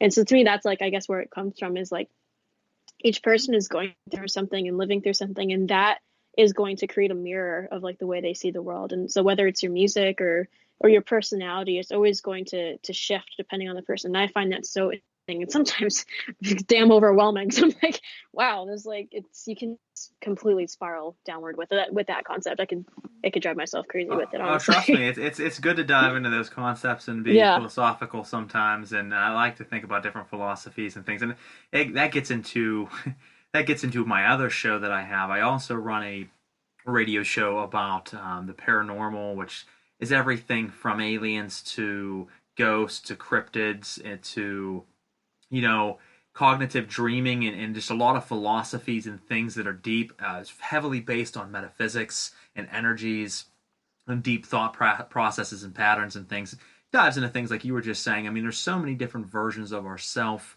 not only that people make up. I mean, I've had the pleasure of playing and performing for thousands and thousands of people over the years, and meeting so many people. And there's a lot of people that would tell you who I am, even though that's not who I am. But then, as you said, there's also on the opposite side, because I haven't met a lot of them, they just formulate an idea. But then there's a lot that you are individually different. And I liked how you said that. It's not something you think about too often, or at least I haven't. But you are different to each and every person that you meet. You're still you, but you are certainly different. You can meet 3 different people 3 different times, have 3 different personal one-on-one conversations, and all 3 of them take you as a different person than one another. I mean, I'll be the first to tell you, am I loved by everybody out there? No, it's very few and far between that I have an enemy, but there's people out there that say, I hate that guy. I don't like him. He's an asshole. He's someone I don't care to work with. I don't want to talk to. And then most of the majority of people will be like, oh, he's a sweetheart. I love him. He helps people, this and that. But is either of them wrong? Not necessarily. It's just how they perceived us and who we were to that person. So very interesting topic. And you said you were writing, was it the song Frequencies you said whenever you were thinking about that? Yeah, because I guess that song takes it to more of like the world side of it, where it's like, I'm asking people to, I guess, think about that and the way they're interacting with others. So it started with that as a stem where I was like, okay, everyone is, everybody's going through something, like the people who touch the guitar pick at Guitar Center, every single person has this like pressing issue that they're probably thinking about right now, like, God damn, this one issue, like, geez. But then they're talking to this other person, like, that person's an asshole. But then that person who's an asshole is like going through something else that they're thinking about, so it's like everyone's going through something, and we don't really realize that when we're interacting with people, and sometimes treat other people, with this kind of disrespect that doesn't take into account, like, hey, we're just a human. We just want to connect, we just want love. And it's like at the same, there's always that same core, no matter where you're from, you believe in. It's like everyone just wants to feel accepted and love. And at the end of the day, that's all we need. But you have those people that are so clouded by what they go through that it changes that, and it muddles up the in between to be something that's negative instead of positive. So that's more like, at the end of the day, we're all going through something. We're all the same, but somewhere in between things got messed up. But I'm asking you to really think about that and not let that affect the way you connect with others, of these building these walls, isolating yourself, realize that we're all just the same and we're all going through something, and we all need someone, to give us love and acceptance. And whether it's a stranger or your best friend, like just provide that, whether it's in a small way or, a large gesture, like whatever you think is appropriate. But, just being there as someone who isn't closed off and negative, and allowing yourself to be open to those experiences, I guess is what the direction of that I'm going into with frequencies. Absolutely. I couldn't agree more with everything you just said, and I think it's time for letting the crowd and the fans out there hear exactly the feelings of that topic in your music. So we're going to go ahead and jump to our first break. You are about to hear Frequencies by Bianca Jazmine, and we'll be right back on Uncovering the Underground here in just a few moments.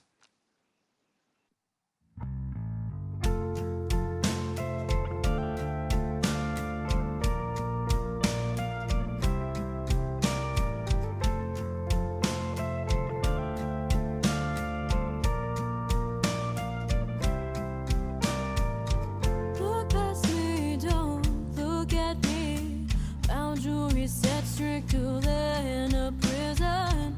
Humans, we like radios. We wanna be heard, but refuse to listen.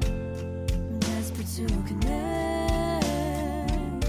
Too many voices without it. Crave to hear all the stations swimming through an auditory maze. We're all the same, showing teeth and we're in pain. Let me dial into your mind, let our frequencies combine. We're all the same, showing teeth and we're in pain. Let me dial into your mind, let our frequencies combine.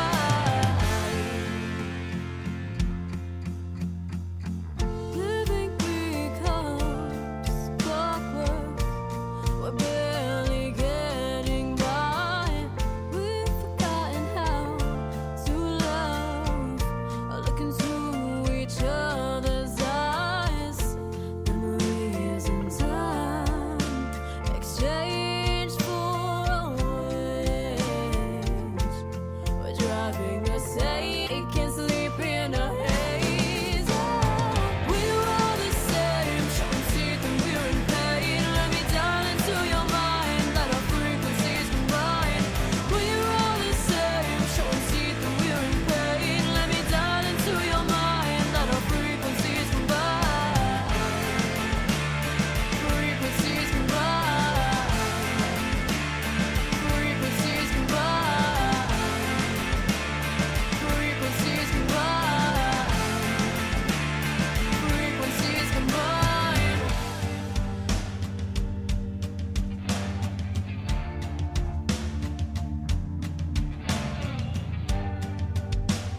Shift your eyes from the mirror to the sky.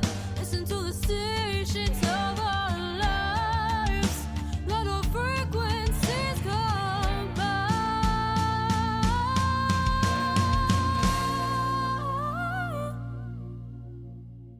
We're all the same, showing teeth and we're in pain. Let me dial into your mind, let our frequencies combine. We're all the same, showing teeth and we're in pain. Let me dial into your mind, let our frequencies. We're all the same, showing teeth and we're in pain. Let me dial into your mind, let our frequencies combine. We're all the same, showing teeth and we're in pain. Let me dial into your mind, let our frequencies combine. Frequencies combine. Frequencies combine.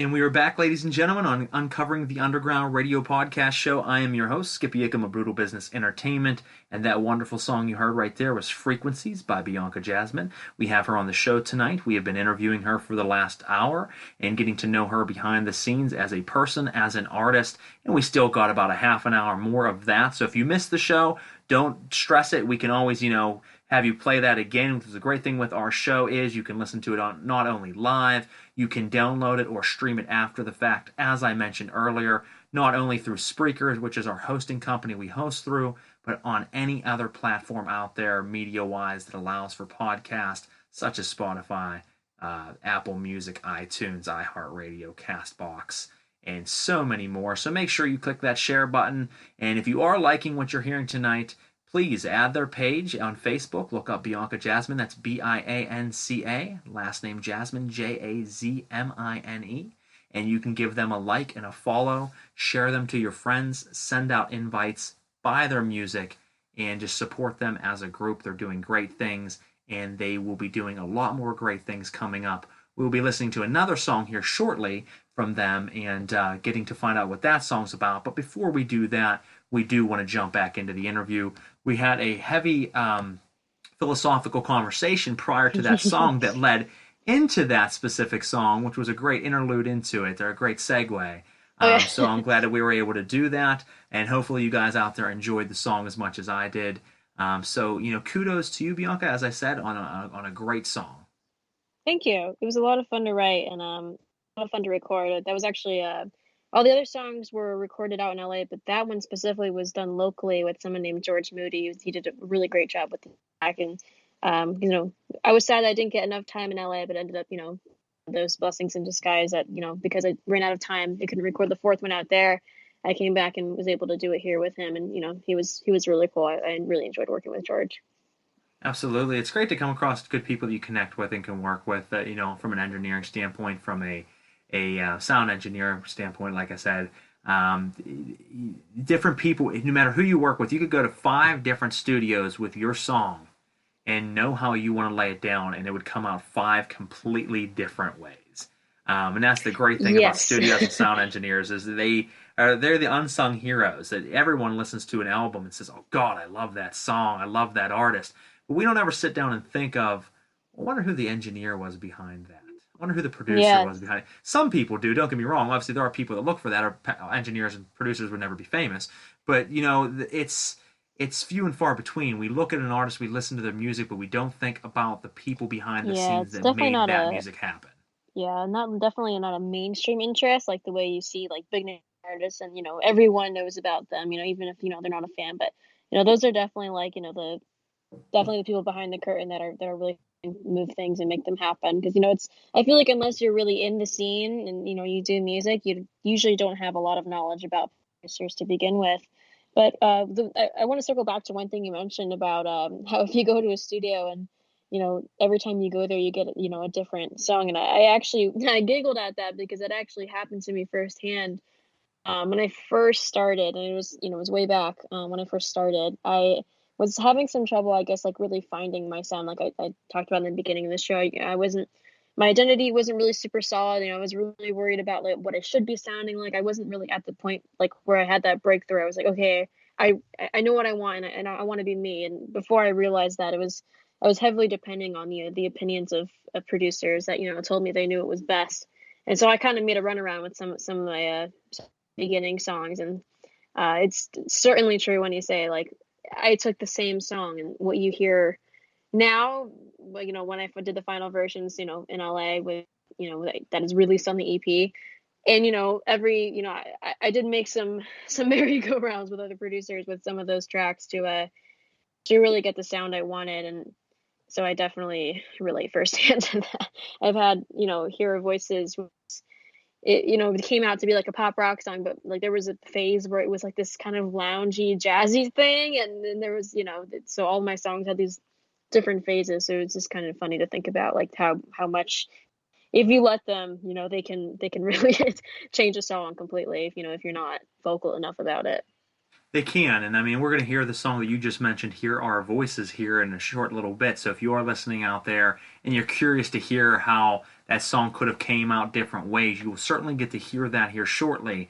But with what you said, it's very true, and it can go one extreme to the next, because you can have engineers who change your music for the worst, where they tell you what your music needs to sound like, or they do things to your music you did not necessarily want to do, and if you're not vocal enough, it could ruin your music or give you a That's sound what that I you was don't going want. through when it first started. That was a big issue I was having.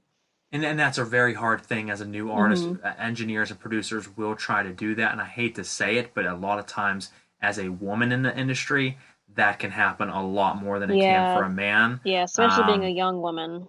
Exactly, because they're going to say, hey, I'm experienced, I do this. You're just some young girl who doesn't know much in the industry yet. You need to trust me and let me craft your sound. And that's fine to a degree, but like I said, it can change the ultimate sound that you wanted to go for. Now, on the opposite end of that, though, it can be good, because even I've recorded everything from my hip-hop albums that I do in my industry to, death metal guitar playing, melodic metal guitar playing in my band that I was in for many years and recorded with. And there's times where I would lay down a lick on the guitar, and I liked it, but it just was not sounding right. And that's the way it was written, that's the way it was rehearsed and performed. Years come in and say, you know what, why don't you try this? And there's some people that will not listen to anyone else. They don't want to hear, no, this is the way I wrote it, this is the way it's going to be. I was always open, and I would be like, well, let me try it. Well, there was a couple times I worked with the gentleman by the name of Brett, and I think his last name is pronounced Kamira. And Brett, if I'm butchering your name, I'm sorry. I know we worked together several times many years ago. But he was for a band called Belie My Burial, and they were an awesome metal band. He was an awesome producer, and we recorded our EP there. And he had gave a lot of suggestions on guitar, a ton of suggestions to our drummer on drums, because he was a phenomenal drummer. He also played guitar and was a very good guitar player. So he gave a lot of suggestions to my band, who was also doing well and had a great sound, that we listened to him, and it ended up crafting our album and came out way better than our dreams could have ever imagined. When we left after it was fully done, and I remember us driving home after the studio, because we went to the studio several times to record it, but when it was finally said and done, he gave us back the finished product. I remember me and my guys driving back home, listening to this album on our journey, and we're just floored. We're like, oh wow, we never would have imagined it sounding like this, it coming out this way. His input created the magic that was our EP at that time. But like you said, on the opposite end of that, it could have been something we popped in the CD player and listened to, and we're just mortified by how horrible it was because they changed everything that we wanted to something else. So you have to be very careful out there. If you're an artist, guys, be vocal, be willing to accept criticism, be willing to accept ideas from others, but don't let them tread on you.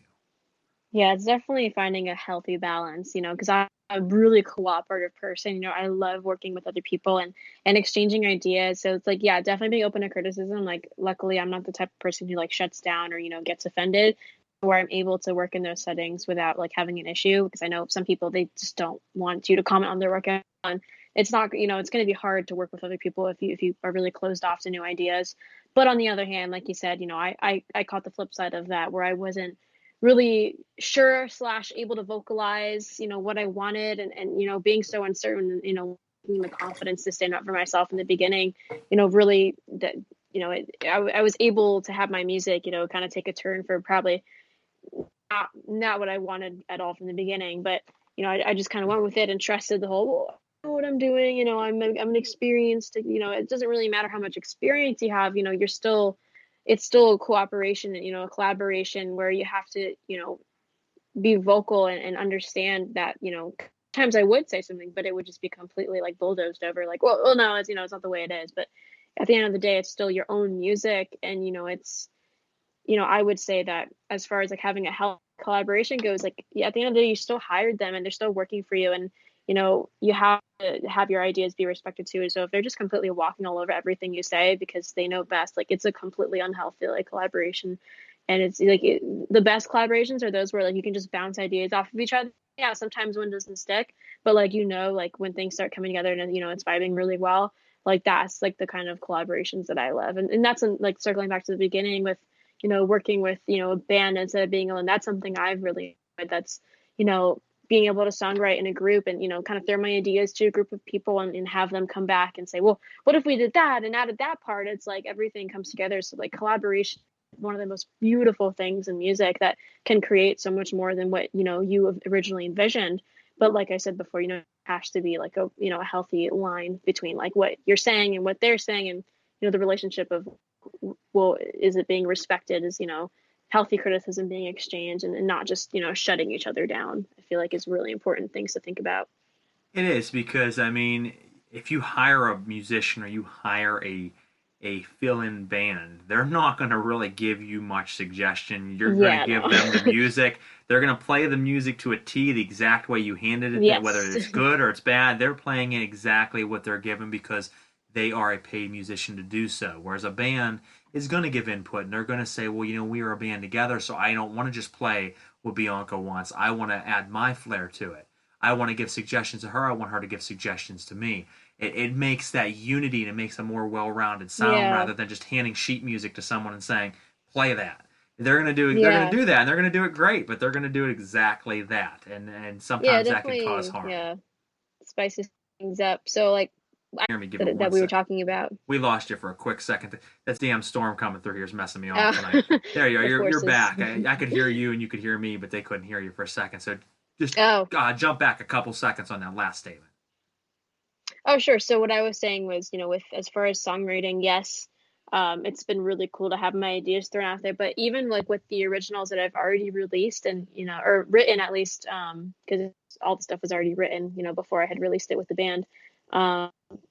The way they took it and kind of made it their own, like the track you're going to hear versus like the way we play it live is even a very different thing that goes on. So it's like, it's really cool how like, kind of I guess with the producers and then working with like a group of people in a band, the kind of the same deal happens where like, we bounce ideas off of each other. We kind of find a sound that I feel like personally matches my style more, like when I'm on stage than what I hear on a recording, which, I guess just development, over time as I've, recorded and written music. And, I found ourselves going into a different direction too, since I've started working with the band creatively in a way that excites me.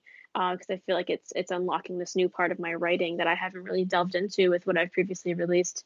So that's why we're super excited to go back into the studio and start recording this new sound and hopefully getting these new songs out to you guys as soon as possible.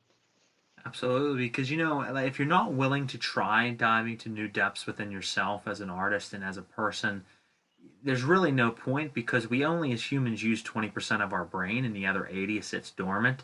And it's crazy to think about that. I mean, literally we use 20 for everything that we've done. All the genius that's been unlocked in this world has all been done off of that 20.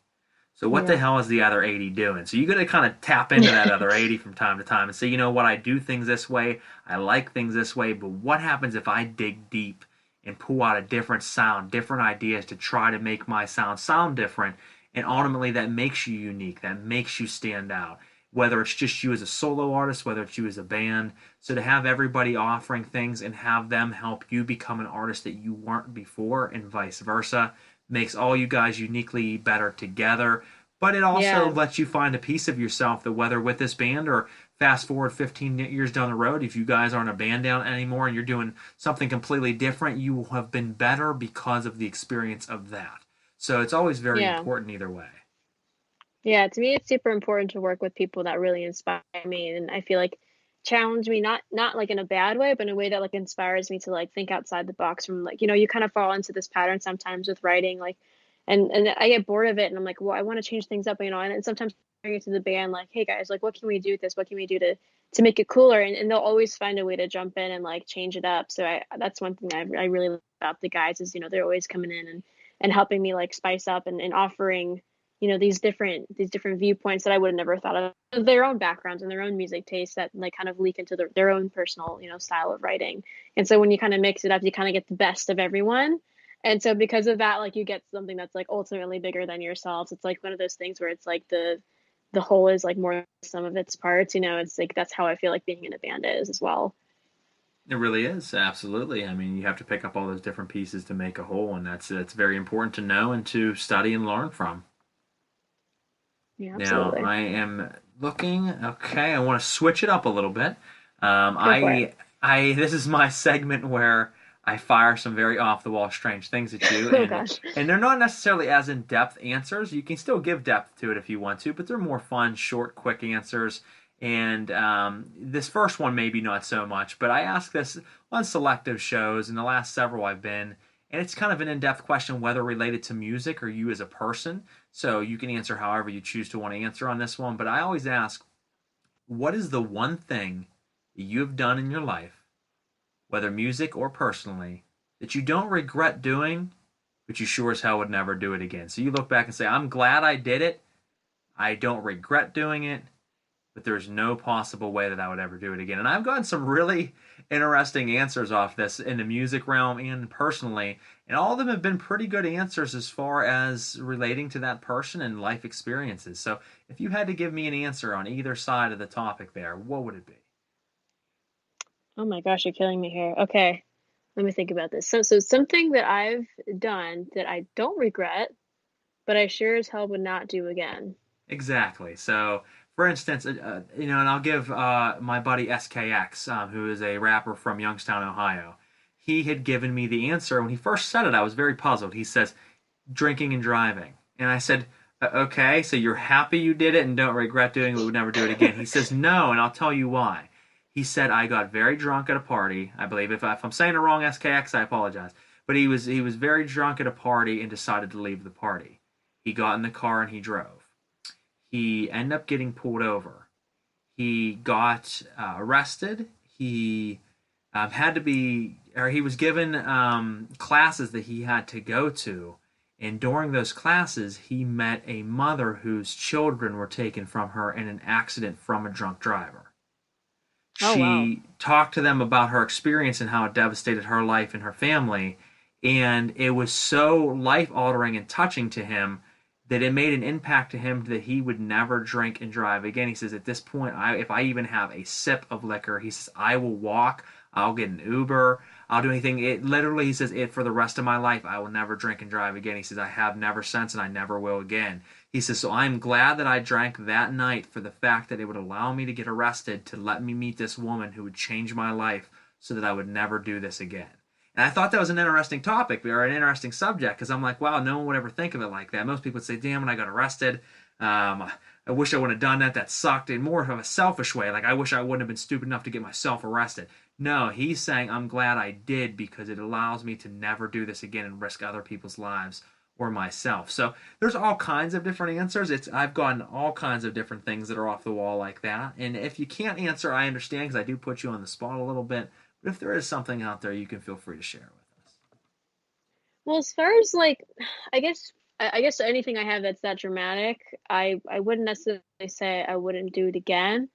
But I guess relating back to my music, like I guess in the beginning, where I was really going through a time where I didn't really know how to be vocal about how I felt, and this was really a part of me that unfortunately leaked over to all parts of my life. Right, I just in general was like a very, I guess, like pushover type person. I didn't really stand up for myself. I just kind of did what I had to do to avoid people being disappointed in me. And so, music in a way like really helped shape.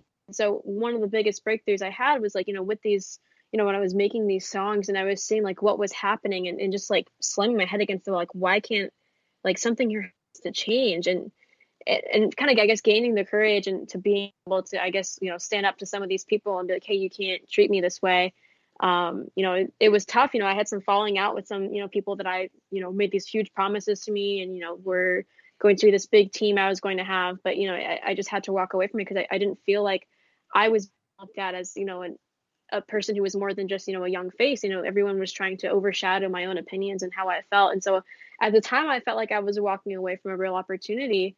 But, at the end of the day, it had helped me turn into the person who's so much stronger and so much more confident in the way that I am overall, just like, being vocal about myself and telling people how I feel, and, in a healthy way, of course. I don't step on people or anything, but I feel like I'm able to vocalize how I feel in a diplomatic and in a way that makes sense, No, that without, absolutely makes sense. overstepping either. But, if that makes sense, I guess. But no, it really does. And I mean, you got to think of Yeah. it this way. The perfect opportunities offered to you from imperfect sources are far from perfect. And that's the way you got to look at it is, you know what, you might have had big opportunities come to you or could have come to you, big teams, big moves that were going to happen, but from the wrong people. And you look back on it as a person, you want to look back at it and kick yourself in the ass and say, well, man, I wonder what could have been. But think of it this way. Maybe you did yourself a justice, because if they were not helping you grow, then they were not helping you grow. And all that means is they would have stifled your growth, and you wouldn't be the person you are right now. So sometimes you have to let big opportunities go to get bigger ones.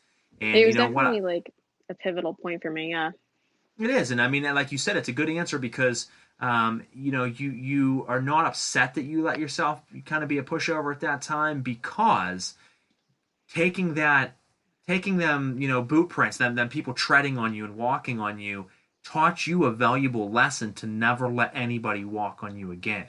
So that is a very important thing, but you're happy it happened to learn that lesson, but you would never do it again. So no, that's exactly, that's a perfect answer. So I dig it. We're going to jump right into a next one because we are running short on time, and I'd like to get at least a couple of these funny ones out. Now this one, I apologize. It's a little off the wall, but I do this every single show. And it was funny because I seen a meme, and I was talking about this last show. I seen a meme the other day on Facebook that was almost mimicking my exact question. Now I don't know where I originally came across this question, if I made it up or who the hell knows. I've been using it for quite some time, but then I seen one that was very similar but different animal, and I'll explain in a moment. My question is, if you had to fight, it wasn't an option. You might be an animal lover like me. I would never want to harm an animal, but that's not the premise of this question. The premise of this question is, if you had to fight either a beaver-sized horse or 100 horse-sized beavers, which would you pick and how would you win? What is your strategy? Okay, I'm trying to visualize this. Okay, hold on. Oh, you have to visualize it. Without the visualization, it doesn't work. I'm really trying to paint the picture here in my head. Go ahead and say that one more time. I'm just really trying to tune into this image here. If you had to battle, I want to know, would you rather pick to battle a beaver-sized horse, so a very, very large beaver, or would you rather fight 100 tiny-sized horses, beaver-sized horses? Wow. Okay. Well, this is a couple of different strategies you can do here. You know, if you've got one large beaver, you know, you could probably, you know, take it out in a way that's not expecting. You know, you're one and done. You got a whole army with the other guys. So like that on itself, you know, even if they're tiny, like, you know, forces, when they unite, they're strong, just like water. You know, when all the water's together and you slap on water, you know, it's, you know, cohesion, it's science. But I would almost say like horses. So I'm a small person, you know, if I were to sit on one of those, you know, beaver horses, I'm sure I could like, you know, convince one of them like, hey, you don't have to do this. And like, we could just run away in the opposite direction. And, you know, those guys are fast and they could, you know, take me several miles. You know, the other guys would probably like, I don't know where he went, but you know, it's all right. We trust him. You know, he's part of the pack. But, you know, I feel like if I were able to just, you know, sit down and have a conversation with one of the horses, like, hey, we don't do this. It doesn't have to go down this way. You know, violence is not the answer. He would probably be like, you know, you're right, man. You know, we've been at these fights. You know, this is like the 8th one this week. You know, I'm sick of it. You know, my legs are hurting. I say, let's go, man. Let's ditch this place. And I hop on his back and we get out. He's my. Well, I like it. You know, we've heard a lot of different answers on that specific question, and you know, a lot of different tactics of strategy. But you heard it right here first and foremost, ladies and gentlemen. Bianca is going to horse whisper those little horses, and she is going to find reason within them, and they're just going to run off together, and no one has to be harmed. So I like it, and I think, you know, she's going to do that. They're going to hear her voice. So they're going to hear the voices as this next track that we're about to jump into is going to talk about. So that we're going to jump into another real quick commercial break, and on this break, you are going to hear the song "Here Are Our Voices" by Bianca Jazmine. We'll be right back after this song.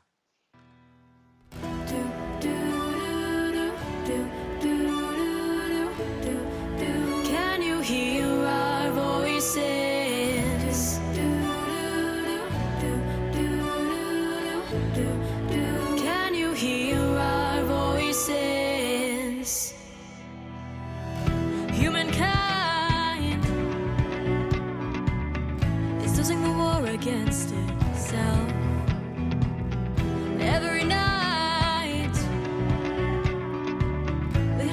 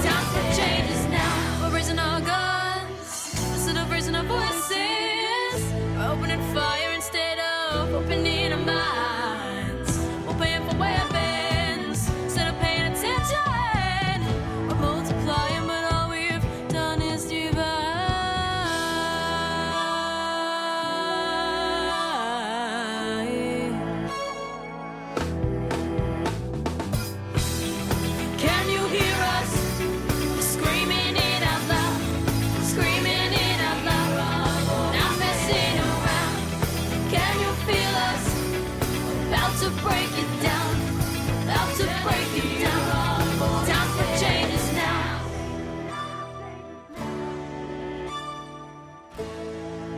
Can you hear our voices?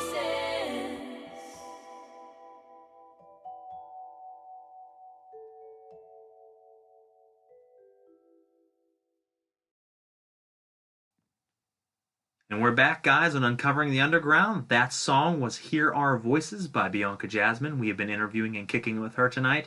We've been talking over a lot of philosophical answers to things. We've been talking over some silly things. We've been talking over a lot of different subject matter, and hopefully you guys got to check it out. If not, like I said, you can always go back and listen to it after the fact. So if you're hearing us right now and you missed it, go ahead. You can go on to Spreaker.com. That's Spreaker.com, or to the Spreaker app market in the App Store, and you can check out the show, all of my past episodes, and all the future episodes as well. Just search Brutal Business Entertainment. Make sure you check out Uncovering the Underground, as I have more shows than just this one. And you can check out any of those episodes. It does also allow you to have a chat for an instant message section of there. So anybody listening out there, as most of you already know, for my listeners that listen every week, you can leave comments, you can ask questions to the guest, you can say whatever you would like during that, and we will periodically jump in and ask those if there are questions being asked. And you know, that was a great song there from Bianca Jazmine. It was sad that we only got to play 2 of them tonight, which is usually all we ever get to fit in. An hour and a half goes by quick, as we were talking about during the commercial break. And we wish we could play more, but maybe we'll have to have her on the show again down the road. We want to fire into, absolutely, we want to fire into a couple other quick, funny questions. And then we're going to go ahead and give her a chance to do her shout-outs and let you find folks know where you can pick up her music at. So the next question would be, and this is another one that I get different answers every single time. If the animal kingdom were to rise up and take over, who would ultimately be the ruler of all the animals, and why? Well, if we're gonna really talk, scientifically, 'cause, I love music, but I studied psychology. I'm a science person. I feel like, I have a strong feeling that insects are, they're small, but they're mighty, and you would think, these, big ferocious creatures would, and I would even say maybe birds, just because they, harness very powerful, awesome energy. But insects, I feel like, specifically cockroaches, there's that thing that everybody knows where it's like, oh, they would survive like a nuclear attack. Like, I don't know what animals are using nuclear weapons besides humans, but I feel like, insects, they're just very understanding. Everyone thinks, yeah, I could swat a fly, but what happens when like 8 million flies are swatted? Like, you know what I mean? They're so like overpopulated that like they could just swoop up anything they wanted and just like, I don't know, like toss it in the ocean or something. Absolutely. I mean, think of the plague of locusts in the Bible in the Old Testament from, whenever the plague came. I mean, they were unstoppable. There was millions upon millions of locusts, and you couldn't do anything about that. There's no stopping that. Because then they can, if you're a plant-eating animal, they can surround the trees and eat all the stuff before you can. If they land on everything imaginable, you can't hunt, you can't eat, you can't do anything. So they could really just wait you out and land and take over without really having to even cause any physical harm. They could just destroy everything around you, leaving it barren. Resources. Exactly, deplete all the resources and then just starve you out and wait you out. So, very interesting answer. Insects can be evil, and I have certainly been attacked by them, folks. That is a story for another day. But I did get attacked by red ants before, and let me tell you, yeah, I've got, I think it was like 130 was the count that they gave me, 130 individual bites on me. It sucked. Wow. Yeah, it was all bad, ladies and gentlemen. Don't ever mess with red ants. We have time for one more quick question, and I think it's proper to finish on this one. Since we got to listen to who you are as a businesswoman, as a musician, and a little bit about the silly side, why don't you tell us, if you could self-title your own autobiography, what would be a good title to describe you in your life? Oh boy. That's a hard one. It is. That's a hard one. Wow. And okay. that's how we finish it out. Wow. Okay. I would have to say something that obviously has to combine, like, I got to think of like all the colors of my personality here. You got like the creative, which I'd say is like the biggest You got like the humor, like I just really love having fun and just being absolutely stupid. And you got like the empath, like I love like thinking about like people and relationships between people, and like I guess like very like world consciousy thing. To mash them all together, I wouldn't even know where to begin. I would have to say, I don't know, you got me stumped. So many different creative outlets all meshed together and melding into one and forming something different. And don't feel that if you don't know an answer to that you're lacking in any means, because I have stumped a few different guests over time with that specific question. And yes, like, I am a jerk. It goes back to the thing earlier. There's a lot of people that like me, and there's some that say I don't like that guy. Bianca's now probably going to be on that list of not liking me after that last question. Well, I love the question, but this is one of those things you gotta sit down with a pen and paper and make like a little like Venn diagram, like make a little like when you used to like make drafts for stories in like grade school. I have to like create like these like bubble maps. I gotta like make my little bubble map and create a list for each bubble and like grabbing words that sound good together because I'm an artist and I have to make it sound good. But it's just that's fine. Well, that gives you homework then. That means that from now until next time we have you on the show down the road, you have to come up with that answer, and we will revisit that in the near future. Okay, you know what? I will make that my homework. There you go. You got some homework after the show tonight. Not that it's immediate, because it'll be a little while before we can get you back on, but we will have you back on again, and we are thankful that you were able to be on the show tonight. So while we get ready to close this out, why don't you tell the fans and listeners out there where they can check out your music, anything upcoming that they should be aware of, your thank yous for the night, and then we'll go ahead and wrap up. Sure. So once again, my name is Bianca Jazmine. That's Jazmine. I always say thank you, Mom and Dad. Not even as part of my thank you, but just my tagline for that, because they are, in fact, the ones who decided that spelling. You can find me online at Bianca Jazmine Music. I use Instagram a lot, but you can also find me on Facebook. And you can find us specifically on Spotify, is where I really love to push people. I feel like it's a great platform for, a lot of artists to share. Give us a follow, listen, stream our stuff on there. We're also on iTunes if that's more your flavor. We're on Apple Music if that's where you stream. But as far as social media goes, like I really love to connect with people on Instagram. I feel like that's where I get to meet the most people, and Facebook is there as well. We also have a Patreon if that's something that you're into. I literally just made it like a week ago. So I'm still figuring it out, but you know what? You can find us on there too if you're interested in that. I know a lot of podcasts and stuff do that as well. But as far as thank you goes and shout outs, of course, thank you, Mom and Dad, for always supporting me in my endeavors and right now, and those that are always supporting me in everything I do. I love you guys so much. Absolutely. Well, I'm sure they are very happy to see all the amazing things that you're doing right now. And, like I said, fans out there listening, please check out her music. Please support that music, pick it up, share it around, send invites, click the like button, because it helps more than you realize. And it is the drive for most of us artists to continue to keep pushing, to continue to create, and to continue what we do on a daily basis. We do want to say real quick, next week on the 15th of August, we had a switch up. We were going to have Newman the Nutso on the show, but he is unable to make the show. So I got suggested a very awesome individual by the name of Torchface, who's an underground trap / grimy type rapper. I don't know what his exact genre of rap would be, but I listened to some of his stuff. It is definitely grimy. It hits hard. I'm digging it a lot. He's doing big things and making big numbers right now. So make sure you check that out. That is on the 15th. Same time and place as always, 8 to 9 uninterrupted underground music, 9 to 10:30 in-depth interview with Torchface. The following week, on the 22nd, we have a reggae ska band from the Pittsburgh area here at home called Fubar. I am very excited to have them on. They are a 9-piece group, and I think there's going to be 3 or 4 of them that are going to be on the show that night, but there are 9 of them all together, which, as we were talking about earlier, is always impressive to have a band and stay together, but to have a 9-piece band, I can't even imagine. And then, that's 9 people is just ridiculous. That's Slipknot right there. Slipknot had 9 people for forever. They still do, and it's hard to imagine that bands staying together that long, but they're certainly out there. And then to finish out the month, the last 2 shows that we have a special edition episode that we are recording. I don't know exactly when the air date will be, every now and again we do a pre-recorded episode and release it at a later date. This one will be recorded on Saturday, the 24th of August. It'll be with Lily Rockwood, who is a professional model. We are very excited to have her on the show, and we'll be announcing more details of that coming up soon, of when that'll be released, so make sure you're watching out for that.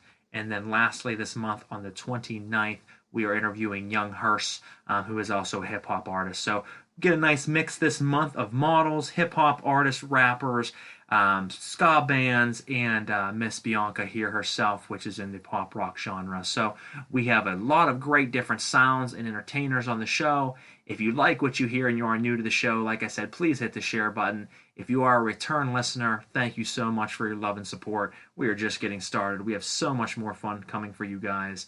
And other than that, if you want to check out anything upcoming with Brutal Business Entertainment, as I mentioned earlier, check out www.teambrutalbusiness.com. That is teambrutalbusiness.com for all the updates. We want to thank all of our sponsors for sponsoring the show and my company, Brutal Business.